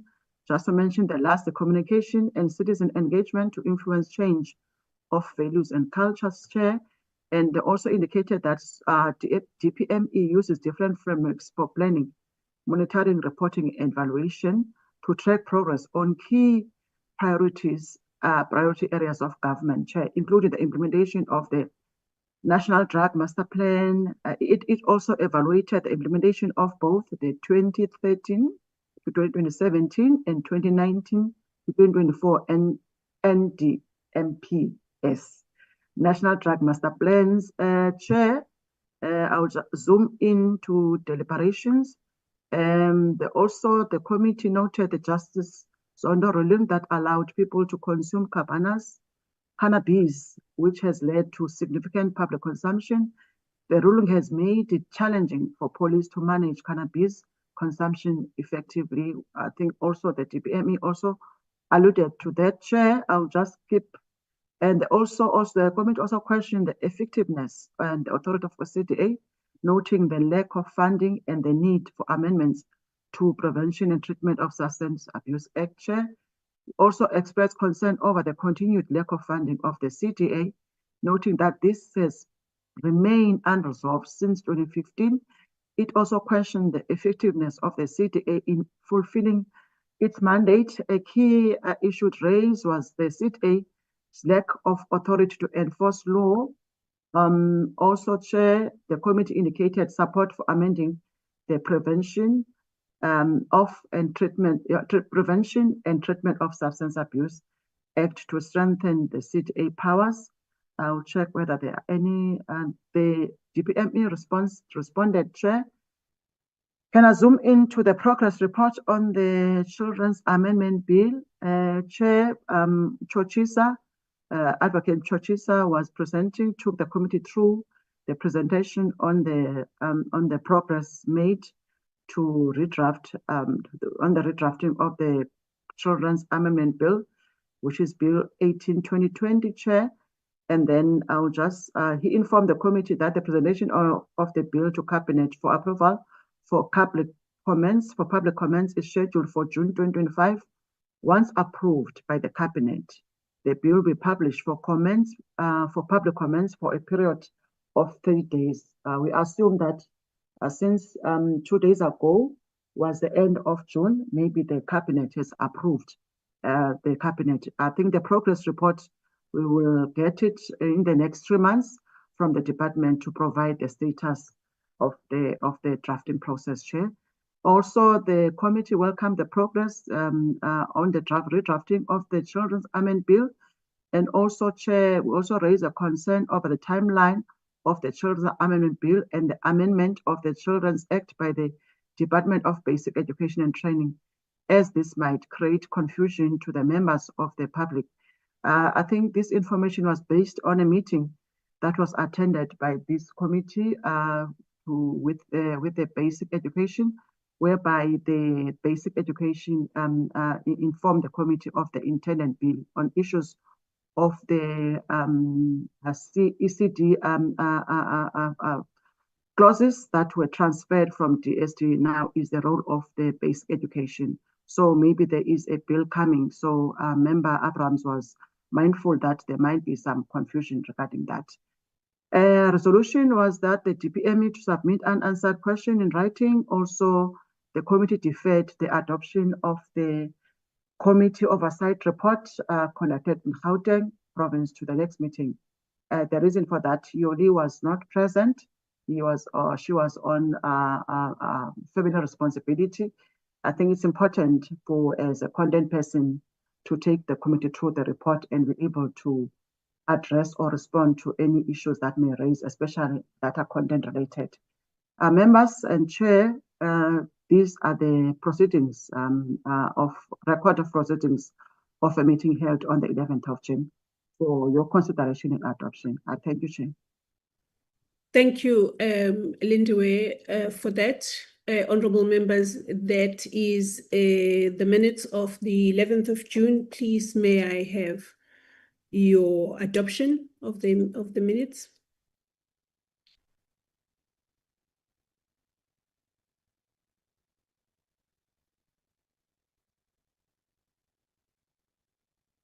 Honorable members, we need Honorable Ramaila. Thank you, Chair. I move for the adoption of the minutes as presented. Thank you. Thank you so much, Honorable Ramaila, for the adoption of the minutes. Can we have an honorable member seconding the adoption of the minutes, please? Seconded, Chair. Thank you very much. Thank you, Honorable Abrams. So the minutes of the 11th of June, having been adopted as a true reflection of the meeting that took place on the 11th of June, I just would like to really thank the honorable members for your indulgence, for your comments, for your contributions. They were all constructive and if I was in another party, I would say, and progressive. So thank you for that. I really would encourage honorable members to take this time. We will adjust the agenda if needed, because we were using, in setting these times, we were using historical trends in meetings such as this and allocated times as we have, but we will always be accommodative, because this is our core business, as it were. to the discussions and engagements that would ensue in meetings. So thank you so much for that. And then I would like to thank our support team, Yoli, for the presentation of the reports, and Lindiwe for advice and guidance, and the rest of our support team. Your work is highly appreciated and commended. Then we will see one another. We will be getting updates as things unfold, and as far as our meetings, as confirmations come through, we will get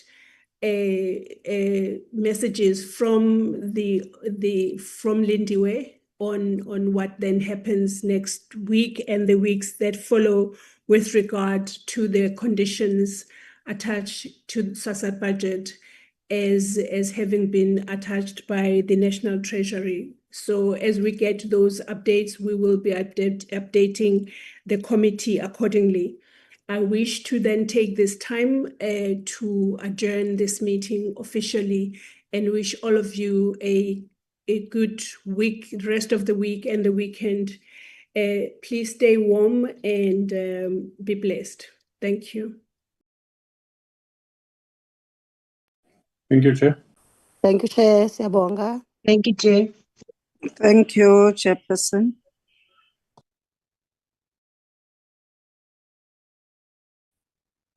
Thank you, Chair. Members, I will just end the meeting for everyone. Thank you very much.